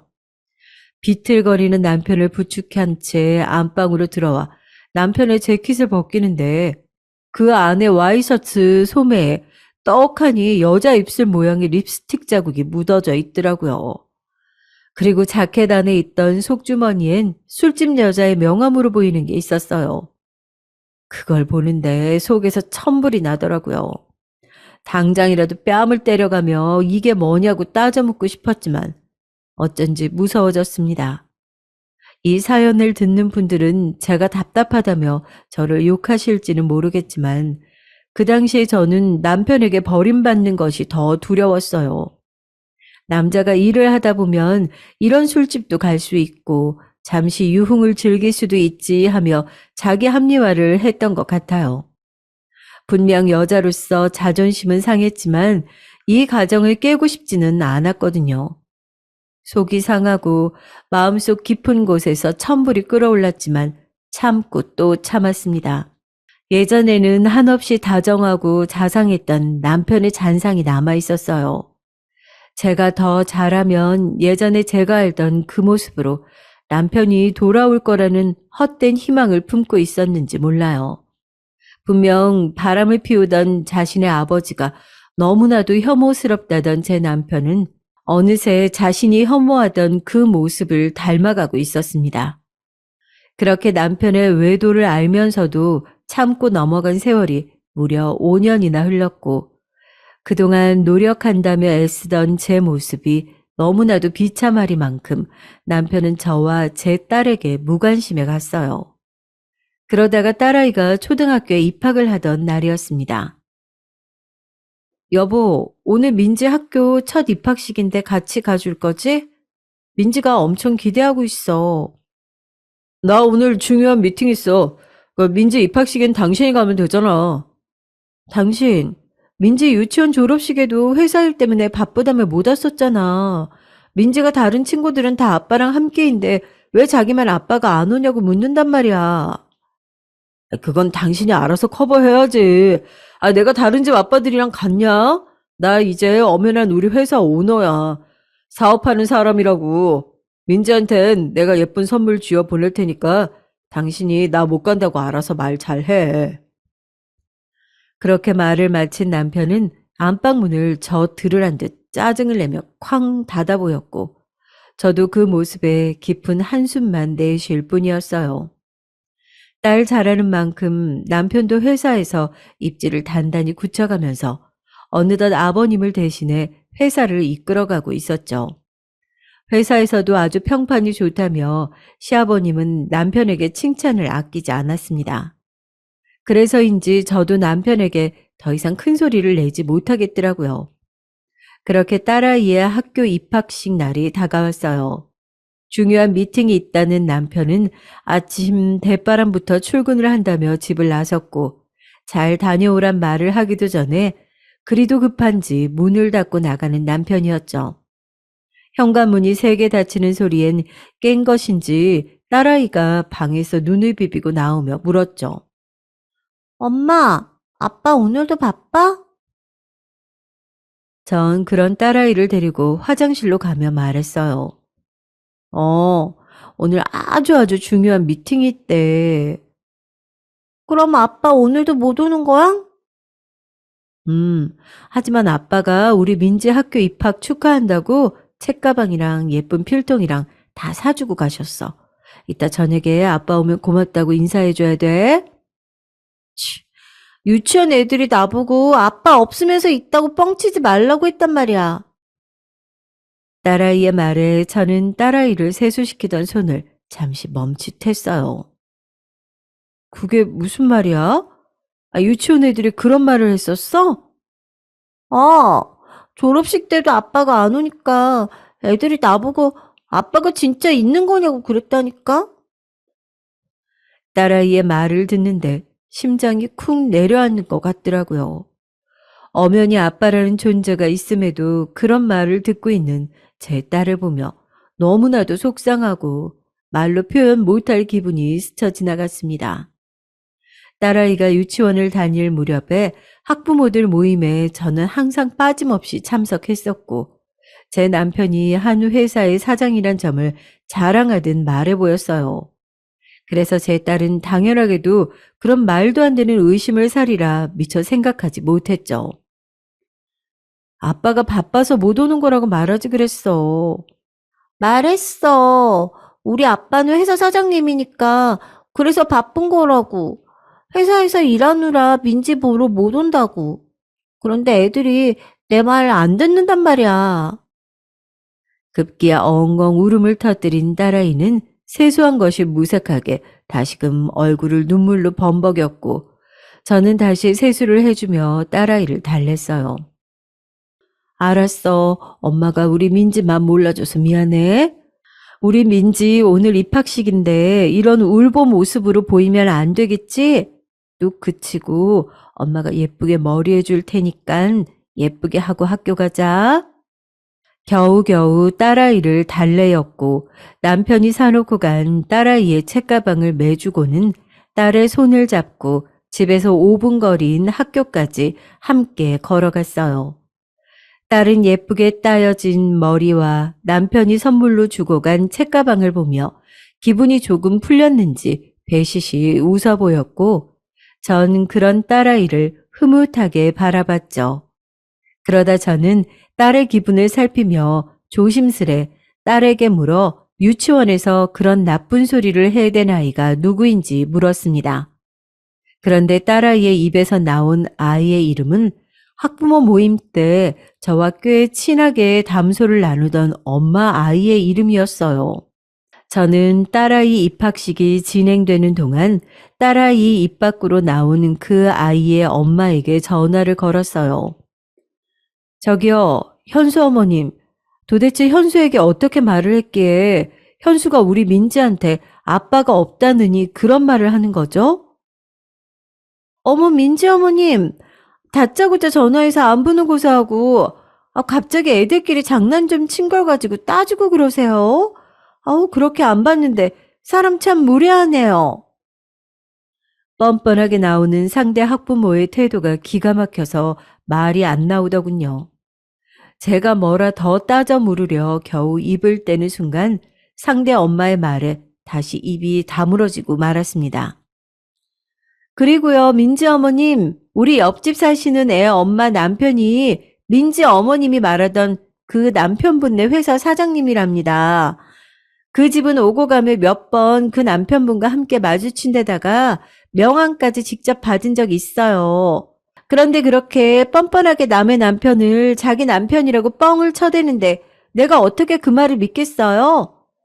그냥 민지네는 아빠가 없어서 남의 남편을 자기 남편이라고 거짓말로 둘러대는구나. 이렇게 생각했죠. 네?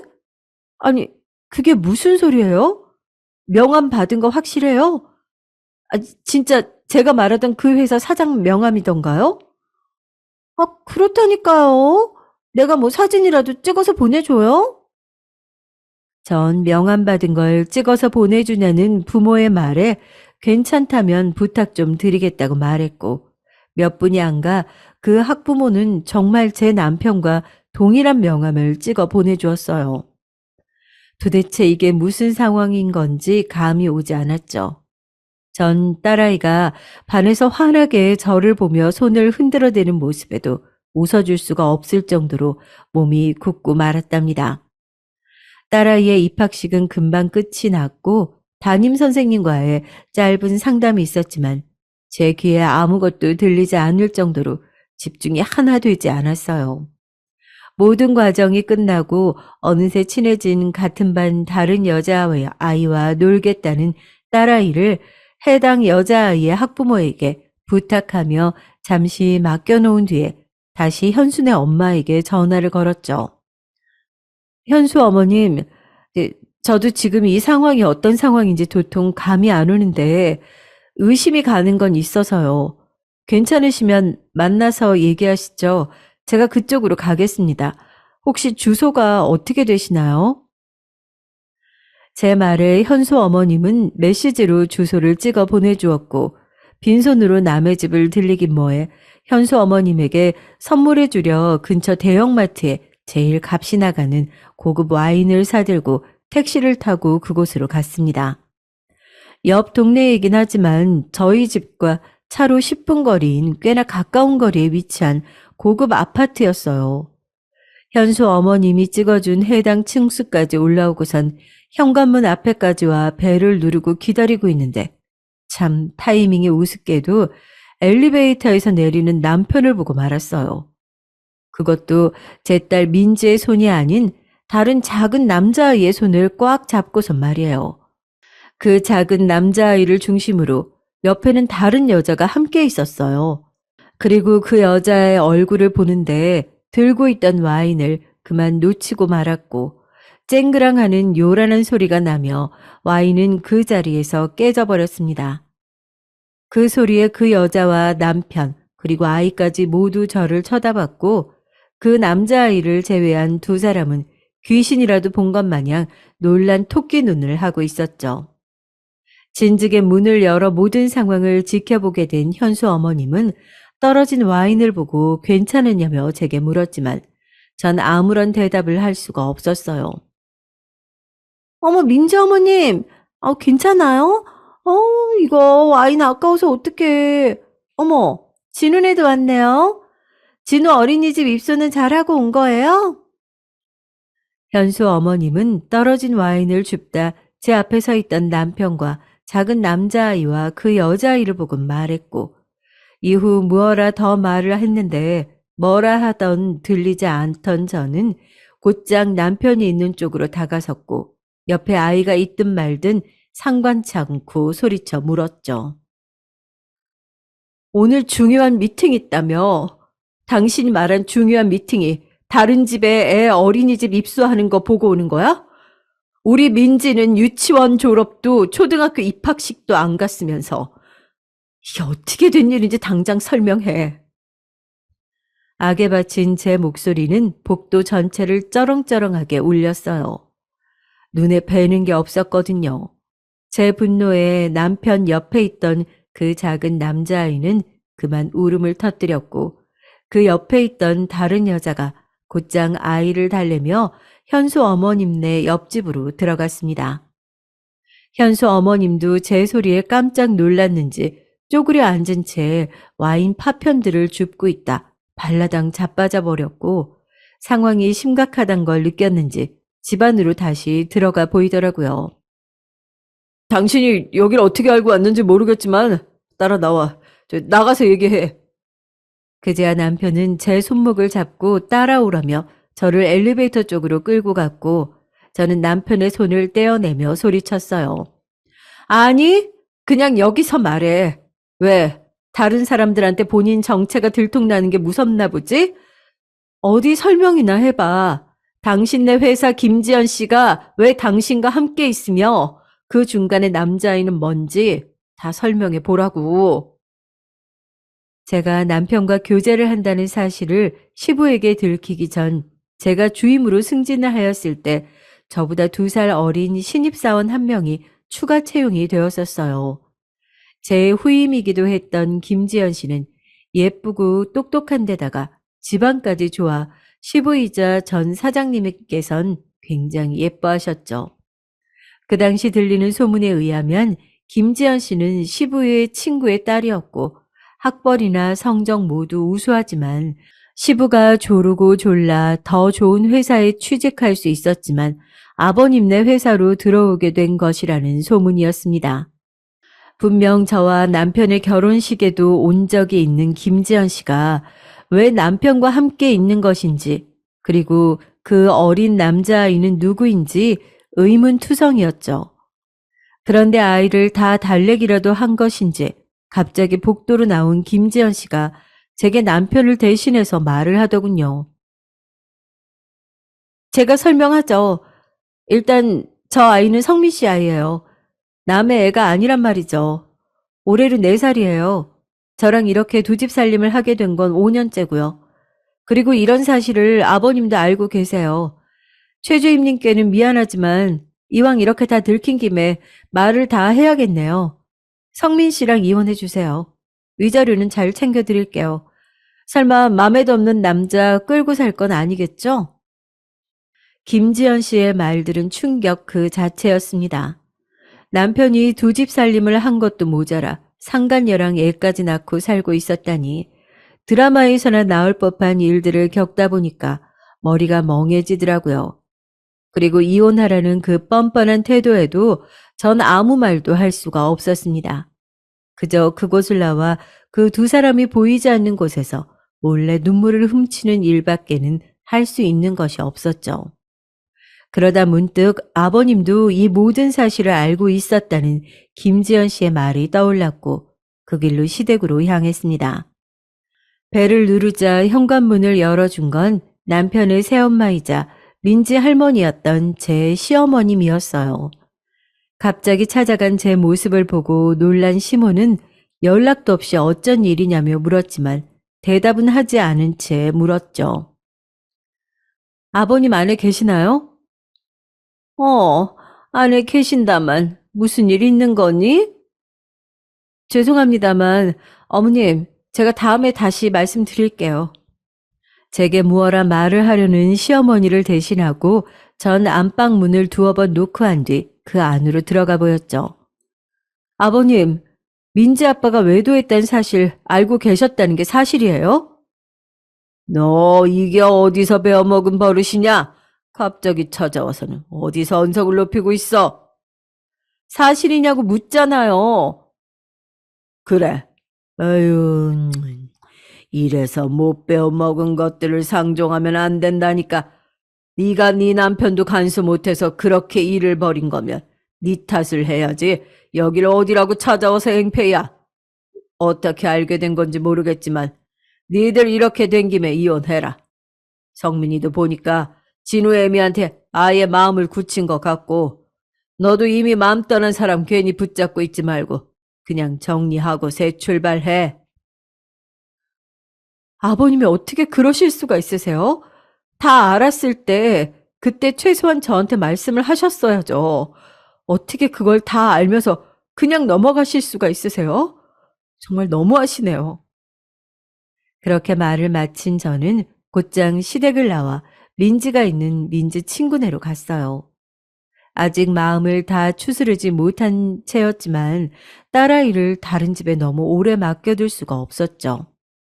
겨우 눈물을 닦아내고 딸아이 친구네 초인종을 눌렀고 그곳에 엄마 하며 딸아이가 뛰쳐나와 제 품에 안겨 보였어요. 겨우 눈물을 닦아냈는데 딸아이를 보자 다시금 눈물이 왈칵 쏟아질 것 같더라고요. 겨우 울음을 참으며 잠시 동안이지만 딸아이를 봐준 그 딸아이 친구의 엄마에게 고맙다 인사를 한 뒤 딸아이를 데리고 집으로 갔습니다. 그런데 집으로 가니까 남편이 짐을 싸고 있더라고요. 당신 지금 뭐 하는 거야? 집을 나가기라도 하겠다는 거야? 전 곧바로 딸아이를 잡고 있던 손을 놓은 채 짐을 싸고 있는 남편에게로 가 버럭 소리쳤고 남편은 뭐가 그리도 잘난 것인지 되레 뻔뻔한 태도를 보였어요. 그래, 그동안 참고 살아줬으면 됐지. 이미 다 안마당에 내가 너랑 한 침대에서 한 이불 덮고 잠잘 수 있겠어? 어쩜 이렇게도 뻔뻔할 수가 있어? 당신 아버지 보면서 당신은 아버님처럼 절대 바람 피우지 않겠다면서, 당신 아버지처럼은 살지 않겠다면서. 전 이 집안에 딸아이도 함께 있다는 것을 미처 생각하지 못한 채로 계속 말을 이어나갔습니다. 당신 이래서 우리 민지 유치원 행사며 졸업식이며 오늘 같은 학교 입학식도 모두 안 온 거였어? 당신 때문에 안 간 거였어. 당신 꼴 보기 싫어서. 남편의 대답에 말이 안 나오더군요. 기가 차서 입 밖으론 헛웃음만 새어나왔고 남편은 어느새 짐을 다 싼 것인지 캐리어와 큰 가방을 몇 가지 들더니 제게 말했어요. 위자료는 이 집이면 되지? 이혼 서류는 변호사 통해 전달하게 될 거야. 그러니까 원만하게 협의 이혼하자. 괜히 일 키우지 말고. 아, 그리고 민지는 내가 키울게. 뭐? 당신이 뭔데 우리 민지를 키워? 절대 안 돼. 청천벽력과 같은 말이었어요. 제게 하나뿐인 제 마지막 신락 같은 기쁨이었던 제 딸을 데리고 간다니 그것도 그런 상관이와 함께 살게 될 수는 없었죠. 넌 능력 없잖아. 내가 민지 키울게. 행위나 소송 그런 거 할 생각은 꿈도 꾸지 마. 어차피 변호사 선임도 할 돈도 없겠지만 네가 나랑 싸워봤자 싸움이나 되겠어. 그리고 너도 민지를 위해 무엇이 더 나을지 생각해봐. 일 안 하고 산지 10년이 넘은 네가 지금 나와 일을 한다고 해봤자 네 몸 하나 간수하기 힘들 텐데 민지 데리고 잘 살 수나 있겠어? 민지 오늘 초등학교 입학했어. 어쩜 말을 해도 저렇게 재수없게 하는 건지. 속에선 천불이 끓어오르고 울분이 쏟아졌지만 차마 남편의 말들을 반박할 수 없었어요. 영 틀린 말은 아니었거든요. 그저 입을 앙 다문 채로 남편을 노려볼 뿐이었죠. 아무것도 할 수 없는 제 자신이 참으로 무기력해 보이고 못나 보였어요. 그때 느꼈던 그 수치심은 감히 말로 표현할 수가 없네요. 민지 다음 주에 데리러 올 거야. 지금 그 집에 민지가 쓸 방을 리모델링 중이거든? 그때까지 민지랑 잘 즐기고 있어. 민지 짐도 미리 싸주면 고맙겠고. 민지 학교는 그대로 다니게 할 거야. 입학한 지 얼마 안 돼서 전학시키기도 그렇고 그 집과 학교가 거리도 엄청 먼 것도 아니니까. 그 말을 끝으로 남편은 현관문 앞까지 캐리어와 싸둔 가방을 끌고 나왔고 방 안에 있던 딸아이는 남편이 나간다는 것을 안 것인지 방에서 뛰쳐나와 남편에게 물었죠. 아빠, 어디 가요? 엄마랑 싸운 거예요? 딸아이의 말에 남편은 민지 키에 맞게 몸을 낮추더니 눈높이를 맞춰가며 말하더라고요. 민지야, 아빠 말 잘 들어. 엄마랑 아빠는 이제 부부가 아니야. 우리 민지 아빠가 다음 주에 데리러 올게. 그동안 엄마랑 재밌게 놀고 있어. 학교도 잘 다니고 선생님 말씀 잘 듣고 친구랑 잘 놀고 있어야 돼. 딸아이는 남편의 말에 동그란 눈에 눈물이 그렁그렁 차올랐지만 겨우 울음을 참아내려 하는 것처럼 보였고 고개만 끄덕여 보였습니다. 어쩜 남편은 애한테도 그리 매정하게 말할 수가 있는 것인지 잘 돌려 말하면 안 되는 것인지 정말 저런 남편에게 내 딸아이를 돌려보내도 되는 것인지 마음이 착잡했어요. 남편은 그 말을 끝으로 집을 나갔고 남편이 나가자 참았던 눈물을 터뜨리며 엉엉 우는 딸아이를 겨우 달래줬죠. 겨우 달랜 딸아이를 씻기고 침대에 눕혀 잠을 재우려는데 딸아이가 갑자기 조망만한 손으로 제 손을 잡더니 말하더라고요. 엄마, 아빠랑 화해하면 안 돼? 그 말을 듣는데 왜 그리 마음이 시큰거리던지 저는 딸아이를 품에 안으며 미안하단 말만 해 보일 뿐이었습니다. 그리고 얼마 안 가 뭐가 그리도 급한 것인지 곧바로 남편 쪽 변호사에게 연락이 왔고 저는 그렇게 힘없이 이혼을 당하고 말았어요. 이혼 서류에 도장을 찍는데 손이 벌벌 떨리더라고요. 무려 17년을 알고 지낸 남편과 그렇게 짧게 끝이 났습니다. 솔직히 그때만 해도 실감이 잘 안 났어요.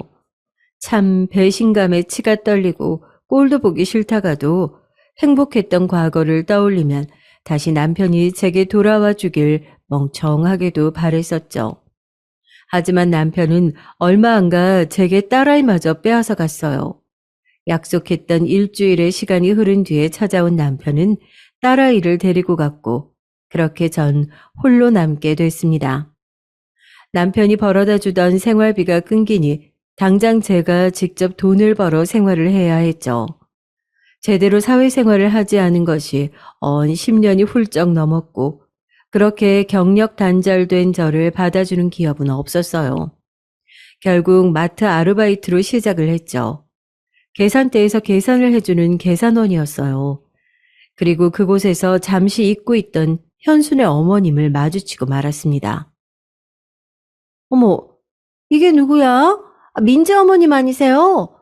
여기서 일하시는 거예요? 아, 네. 어쩌다 보니 그렇게 됐네요. 현수 어머님은 이쪽 동네 마트까지 오셔서 장 보시는 거예요? 아, 근처에 우리 친정집이 있거든요. 겸사겸사 들렸는데, 이거 엄청난 우연이다. 안 그래도 그날 그렇게 가시고 연락이 없으셔서 마음이 쓰였거든요. 혹시 오늘 몇 시에 끝나요? 괜찮으시면 끝나고 같이 커피라도 한잔 할까요? 갑작스러운 제안이었지만 지난번에 제대로 인사도 못하고 가버린 것도 마음에 쓰였고 또 우리 민지가 살고 있는 그 집 바로 옆집에서 사시고 계시니 민지에 관해 저 또한 물어보면 좋겠다 싶어 흔쾌히 제안을 승낙했어요. 마침 교대 시간도 가까워져 왔고 현수 어머님껜 조금만 기다려달라고 말하곤 남은 시간까지 일을 모두 마쳤죠. 그리고 마트 안에 있는 카페로 향했습니다. 지난번에는 자기가 오해를 해서 미안했다며 본인이 커피를 사겠다고 하던 현수 어머님은 자연스레 주문을 했고 저도 큰 거절은 하지 않았어요. 그리고 금방 나온 커피를 제 자리에 놓아주던 현수 어머님이 먼저 입을 열었습니다. 이깟 커피로 어디 사과나 되겠어요? 다음번엔 밥이라도 사드릴게요. 제가 전엔 결례가 많았어요, 민지 엄마. 아니에요. 현수 엄마가 오해할 만했죠. 저마저도 제 남편이 두 집 살림을 하리라고는 상상도 못했는걸요. 역시나 맞죠? 두 집 살림? 민지 엄마가 조강지처고 진우 엄마가 그럼 상간녀였던 거 맞죠? 네, 다 들으셨구나. 그날 워낙 복도에서 큰 소리로 떠들었기에 현수 엄마가 모든 얘기를 다 들었으리라곤 생각했는데 눈치가 빠른 것인지 상황 파악이 잘 되는 것인지 단번에 상황들을 캐치해낸 현수 엄마라 제가 더 자세히 설명할 필요가 없었어요. 민지가 진우 엄마랑 같이 살던데 이혼하고 민지까지 보낸 거예요? 네, 아무래도 경제력이 남편이 훨씬 좋았고 민지한테도 엄마 혼자 있는 것보다는 비록 새엄마여도 제대로 된 가정 속에 사는 게 더 낫겠다 싶어서 어쩔 수 없이 보냈어요. 어쩜, 이런 일이 다 있냐. 속이 말이 아니겠어요, 민지 엄마. 현수 엄마에게 이렇게 위로를 받을 줄은 상상도 못했는데 그 말을 듣는데 눈물이 나올 것만 같더라고요. 현수 엄마는 그런 제 마음을 알기라도 한 건지 제 두 손을 잡아 보였고 생각보다 따뜻하던 그 손은 저를 한 번 더 위로해 주었어요. 사실 딸이 그렇게 가버린 지도 벌써 반년이 지났었습니다. 딸도 남편도 없이 홀로 남겨진 그 집에서 우울한 삶을 살아가던 제게 꼭 필요한 위로가 아니었나 싶었어요. 이후 제 얘기를 모두 들어주던 현수 엄마가 좋은 게 생각났다며 잠시 자신의 핸드폰으로 무언가 검색하더니 제게 그 핸드폰을 보여주며 말했죠. 이거 경력 단절된 여성에게 지원해 주는 건데요. 자격증도 딸 수 있게 해주고 지원금도 나온다네요. 내가 아는 애기 엄마도 이걸로 회사 취직했다고 들었어요. 민지 엄마도 한번 알아봐요. 이런 마트에서 시간 낭비하지 말고 더 큰 곳에서 보란 듯이 잘 살아주는 거예요. 제게 있어 너무나도 좋은 정보였습니다. 제대로 된 곳에서 매달 나오는 월급 받고 안정적으로 자립하며 살 수 있다면 딸아이를 다시 되찾아올 수 있지 않을까 하는 희망도 생겼거든요. 너무 고마워요, 현수 엄마. 고맙긴요. 괜히 내가 오해한 것 때문에 민지한테 불미스러운 소문이 들게 될 걸 생각하면 아우, 내가 더 미안하지. 아참. 그리고 내 남편이 변호사예요. 민지 엄마 혹시라도 변호사 선임할 일 생기면 언제든지 연락해요. 내가 남편한테 잘 말해서 변호사 선임비 최대한 절충해 볼 테니까. 그럼 지난번처럼 애 뺏기는 일은 없을 거 아니에요.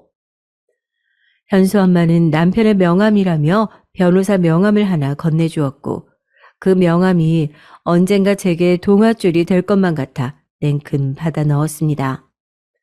전 다시 한번 현수 엄마에게 고맙다고 전했고 그날 이후로 전 현수 엄마와 친한 친구가 되었답니다. 그로부터 시간이 더욱 흘렀어요. 현수 엄마가 알려준 경력 단절 여성을 대상으로 하는 지원금을 받고 자격증도 취득해 지금은 한 기업의 경리로 일하고 있습니다. 대단한 기업도 큰 급여도 아니었지만 알뜰살뜰 저축해가며 살고 있어요. 남편이 위자료라며 쥐어준 집은 그대로 살고 있습니다. 혹시라도 딸아이가 찾아올지 모른다는 생각에 선뜻 이사조차 못 가겠더라고요. 혹시나 하는 마음에 현관문 비밀번호도 바꾸지 않은 채로 냅두고 있었죠. 딸아이는 남편과 이혼을 하고 2달까지는 한 달에 한 번씩 보여주다가 3달째부터는 바쁘다는 핑계로 소식조차 전하지 않았어요. 그렇게 딸아이를 보지 못한 지도 반년이 지나가고 있었죠. 그러던 어느 날이었습니다. 한 달에 하루 있는 연차 날이었고 집에서 휴식을 취하며 쉬고 있는데 전화가 걸려오더라고요. 민지 엄마, 사실 얘기 못했던 게 있는데, 아우, 이걸 말해야 되나 말아야 되나 싶었거든요. 뜬금없이 걸려온 현수 엄마 전화에 난데없이 뜸을 들이는 바람에 더욱 궁금해졌죠. 무슨 일인데 괜찮으니까 말해보세요. 아니, 몇 달 전부터 민지 울음소리가 그렇게 들리더라고. 애들 키우는 집에서 애들이 내는 울음소리야 흔한 일이니까 그러겠지 했지. 그런데 한 달 전쯤이었나? 무언가 찰싹찰싹하고 때리는 소리가 들리는 거야. 그때 민지 울음소리 같기도 하고 막 민지가 죄송하다고 소리도 들리고 설마 아니겠지 했는데 어젯밤에 엘리베이터에서 민지가 혼자 심부름을 하고 온 건지 비닐봉지를 낑낑대며 혼자 들고 오더라고. 그래서 내가 도와주려고 비닐봉지를 대신 들어주다가 봤는데 민지 몸에 멍이 있는 것 같았어요. 그리고 애도 꼴이 말이 아니었고 보는데 내가 다 속상해서 어제 바로 전화를 줄까 했었는데요. 시간도 늦었고 오늘 말해줘야지 하고 넘겼는데 글쎄 오늘 아침엔 진우 엄마가 민지한테 그 어느 때보다 큰 소리로 소리를 치고 때리는 소리도 들리는데 이건 영락없이 가정폭력이구나 싶어서 더 늦기 전에 전화했어요. 혹시 몰라서 녹음도 해놨는데 이거 어쩌면 좋아요? 민지 말이야 별일 아니어야 할 텐데요. 전 현수 엄마의 말을 듣는 내내 제정신이 아니었던 것 같아요. 심장이 곤두박질 치다 못해 내리꽂는 기분이었죠. 전화를 끊고 당장 그 집을 쳐들어갈 생각으로 간단하게 나갈 채비를 하는데 현관문 도어락 열리는 소리가 들리더라고요. 올 사람이 없는데 누군가에서 바로 나가봤더니 그곳에 제 딸이 웬 거짓골을 한 채로 있는 게 아니겠어요? 엄마, 나 배고파요. 밥 좀 주세요. 이제는 9살이 된 딸아이는 8살 때 본 모습보다 더욱 마른 몸을 하고 있었습니다. 저는 그런 딸아이를 보자마자 부둥켜 안고 한참을 울었어요. 제가 울자 아이도 울음을 터뜨리더라고요. 엄마가 미안해. 민지야, 엄마가 이렇게 힘들게 둬서 너무 미안해. 딸아이의 머리를 쓰다듬어주며 미안하다 말하자 딸은 제 품속으로 더욱 들어오더라고요. 그런 딸의 어리광에 제 눈물은 점차 사그러졌고 딸도 같이 눈물을 멈추더니 다시 한번 배고프다고 말하더라고요. 그제야 딸의 그런 모습이 더욱 자세해 보였습니다. 딸아이의 볼은 누가 봐도 맞은 것 같이 한쪽이 빨갛게 부어 있었고 화장품도 안 발라준 것인지 얼굴이며 몸이며 다 터서 각질이 일어나 있었어요. 한참 많이 먹어야 할 시기에 굶기라도 한 건지 몸은 비쩍 말라 있었고요. 그리고 손목과 다리 쪽에 멍이 시퍼렇게 들어져 있었습니다. 그 모습을 보는데 여러 감정이 교차하더라고요. 엄마의 슬픔과 분노, 그 어떤 말로도 표현이 안 되는 복합적인 기분이었어요. 당장이라도 그 집으로 달려가 그 두 년 놈들을 패주고 싶었어요. 사람 같지도 않은 그 두 인간들을 똑같이 벌 주고 싶었죠. 하지만 그런다고 일이 해결되지 않는다는 것을 그 누구보다 잘 알았기에 다른 계획을 잡기로 했습니다. 더 이상 약해 빠진 모습을 보이면 안 되겠다 싶었죠. 마음을 굳게 먹고 그 망할 남편 놈과 상간녀인 그녀를 수렁에 빠뜨릴 복수를 준비했어요. 사회에서 아예 매장을 시키기로요. 그 이후 배고프다는 딸을 데리고 근처 고깃집에 갔죠. 예전에도 딸아이가 좋아하던 고깃집이었는데 오랜만에 밥을 먹는 것처럼 다 구워지지도 않은 고기들을 허겁지겁 집어먹더니 이내 화장실로 달려가 오바이트를 해보이더라고요. 그 모습을 보는데 너무나 속상해 또다시 그 두 년놈들에게 이가 갈렸죠. 혹시나 딸아이의 몸이 잘못된 것은 아닐까 하며 곧장 병원으로 데려가 검사를 진행했습니다. 불행인지 다행인지 특별히 병이 있거나 큰 이상이 있는 건 아니었지만 빈혈기와 몇 군데 타박상이 보였다고 해요. 의사 말로는 누군가에게 맞은 듯한 타박상이었다고 합니다. 그렇게 진단서를 끊고는 수액을 맞고 있는 딸아이에게 가 조심스럽게 물었어요. 민지야, 누가 너를 이렇게 만들었어? 그러자 큰 눈망울에 눈물을 글썽이던 딸은 닫은 작은 입술을 열어 말해주었어요. 새엄마가 처음에 아줌마라고 불렀다고 때리고 다음엔 진우랑 놀다가 진우가 울었다고 때리고 또 그 다음엔 엄마랑 닮았다면서 막 욕하고 때렸어. 엄마 난 너무 무서웠어. 아빠는? 아빠는 새엄마가 민지 때린 거 몰라? 아빠도 알아. 근데 나한테 신경을 안 써. 맨날 진우만 예뻐하고 진우만 챙겨. 나 그 집 가기 싫어, 엄마. 그냥 엄마랑 나랑 우리 집에서 둘이 살면 안 돼? 알았어. 엄마랑 둘이 살자. 앞으로는 우리 민지 어디도 못 데려가게 할 거야. 전 엉엉 우는 딸을 다시 한번 안아주었고 그 망할 두 년놈들을 생각하며 손을 꽉 쥐는 탓에 손바닥이 손톱 자국에 패여버린 것도 몰랐었죠. 그리고 병원을 나오는 길에 현수 엄마에게 전화를 걸어 모든 상황을 말해주었고 도움을 요청했습니다. 그리고 전에 현수 엄마에게 받은 명함을 꺼내들고 현수 아빠가 변호사로 있는 변호사 사무실로 갔어요. 그리고 그곳에서 딸에게 더욱 자세한 말들을 들을 수 있었습니다. 집에서는 물론이고 엘리베이터나 차 안에서도 딸아이의 말을 안 듣는다는 얼토당토 않는 핑계로 상간녀이자 계모인 그녀는 딸에게 손찌검을 했다고 합니다. 불행 중 다행인 것은 딸은 일기장에 그 내용들을 모두 써놓았었고 엘리베이터에서 딸에게 폭력을 행사했다는 CCTV 증거 영상을 일기장 속 날짜와 딸에게 들은 말로 확보할 수 있는 가능성이 컸다는 것이었어요. 그 밖에도 현수 엄마가 옆집에서 녹음한 내역과 딸아이의 증언, 그리고 병원에서 끊어다 준 진단서, 이 모든 것들로 딸아이의 양육권은 물론이고 남편 놈과 그 상간녀를 나락으로 보내버릴 수가 있었죠. 그날 저녁이 지나고 밤 12시가 지나서야 전 남편 놈에게 전화가 오더라고요. 민지가 없어졌는데 혹시 거기 있냐면서 말이에요. 참으로 어이가 없었고 전 참지 못하고 욕설을 내뱉으며 전화를 받았죠. 너 진짜 뭐하는 새끼니? 진짜 애 아빠가 맞긴 한 거니? 민지 얼굴이며 몸이며 성한 것이 하나도 없어. 알아? 김지연 그년이 우리 민지를 이렇게 만들 동안 너 반감만 했다며? 넌 우리 민지 데려갈 자격 없어. 내가 양육권 소송은 물론이고 니들 아동학대에 아동폭력으로 고소할 거야. 제 말에 콧방귀를 끼며 전 남편 놈은 네가 무슨 수로 고소를 할 거냐며 빈정댔고 그런 남편 놈에게 두고 보라 말한 뒤 전화를 끊었어요. 그리고 며칠 뒤 콧방귀 끼던 남편 놈의 얼굴이 새파랗게 질릴 만한 일들이 터졌죠.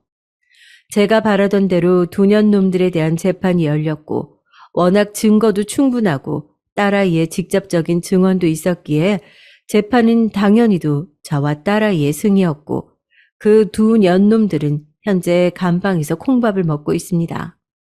그리고 남편과 상간녀가 감방에 들어간 것이 힘이라도 된 것인지 남편의 회사의 한 직원의 제보로 전 남편과 그 상간녀가 행했던 모든 악질이 밝혀졌어요. 회사 공금 횡령과 직원들에게 행했던 갑질과 폭언 등 죄가 죄를 더해 두 년놈들의 형량은 더욱 늘었고 전 남편놈의 회사는 최근에 결국 문을 닫았다고 해요. 그리고 저와 딸아이는 그 집을 팔고 그 두 년놈들이 찾을 수 없는 지방으로 내려와 살고 있습니다. 전보단 작은 평수지만 신축 아파트라 시설이 좋았고 지방이라 그런지 집값도 생각한 것보다 나쁘지 않아 무리 없이 이사를 올 수 있었어요. 그리고 그동안 짧았지만 나름 경력이 쌓였던 저는 다행히도 바로 이직을 할 수가 있었고 딸의 전학도 문제없이 진행되었죠. 현수 엄마와 멀어진 것은 아쉽지만 종종 제가 있는 곳으로 놀러와 전 남편 놈의 얘기를 들려주곤 합니다. 전 남편과 상간녀 사이에서 태어났던 그 진우라는 남자아이는 전 시부가 맞겠다며 데려갔다고 해요. 그 소식을 듣는데 그 나이 드신 분이 이제라도 어린 손자 등살에 한번 호되게 당했으면 좋겠다. 그런 못된 마음이 들더라고요. 한참 뛰어놀 남자아이라 에너지가 넘쳐날 텐데 고생 꽤나 하겠구나 싶었죠. 그리고 소송을 진행하는 동안 전 시어머니가 찾아온 적이 있었어요. 딸아이가 상간녀에게 당한 일들을 얘기해주자 눈물을 흘리며 본인이 더욱 면목이 없다고 말하더라고요. 전 남편의 새어머니이자 전 시모는 상간녀의 존재도 뒤늦게 저와 전 남편이 이혼을 하면서 알았다고 해요. 자신의 남편과 아들을 대신해서 본인이 대신 사과하겠다며 무릎까지 꿇어 보이던 전 시모였습니다. 어머님이 사과할 일이 아니라며 일어나라고 바로 부축해 보이긴 했지만 이렇게 사연을 쓰다 보니 그런 생각이 들더군요. 계모라고 해서 모두 다 나쁜 사람만 있는 것은 아니라는 것을요. 전 시어머니처럼 계모여도 친모처럼 본인이 나서서 친자식은 아니더라도 그 자식 일에 무릎까지 꿇어 보이는 사람이 있는 반면 상간녀처럼 자기 자식만 소중한 줄 알고 남의 귀한 자식은 아무런 죄도 없이 때리는 그런 사람도 있다는 것을 말해요. 이 세상에 무수한 사람들이 있고 다양한 성격의 사람들이 존재합니다. 하지만 그 무엇도 학대와 폭력은 있으면 안 되는 일이라고 생각해요. 더 이상 저와 제 딸아이와 같은 일들이 일어나지 않기를 바라며 큰 용기를 내어 이 사연을 써봅니다. 저는 현재 딸아이의 몸과 마음 전부를 씻겨주진 못하겠지만 상처를 보듬어 주려고 노력 중에 있어요.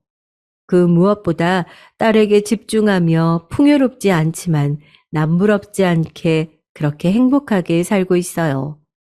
제 복수가 다른 사연들에 비해 엄청난 사이다를 전해주는 건 아니었을지도 모릅니다.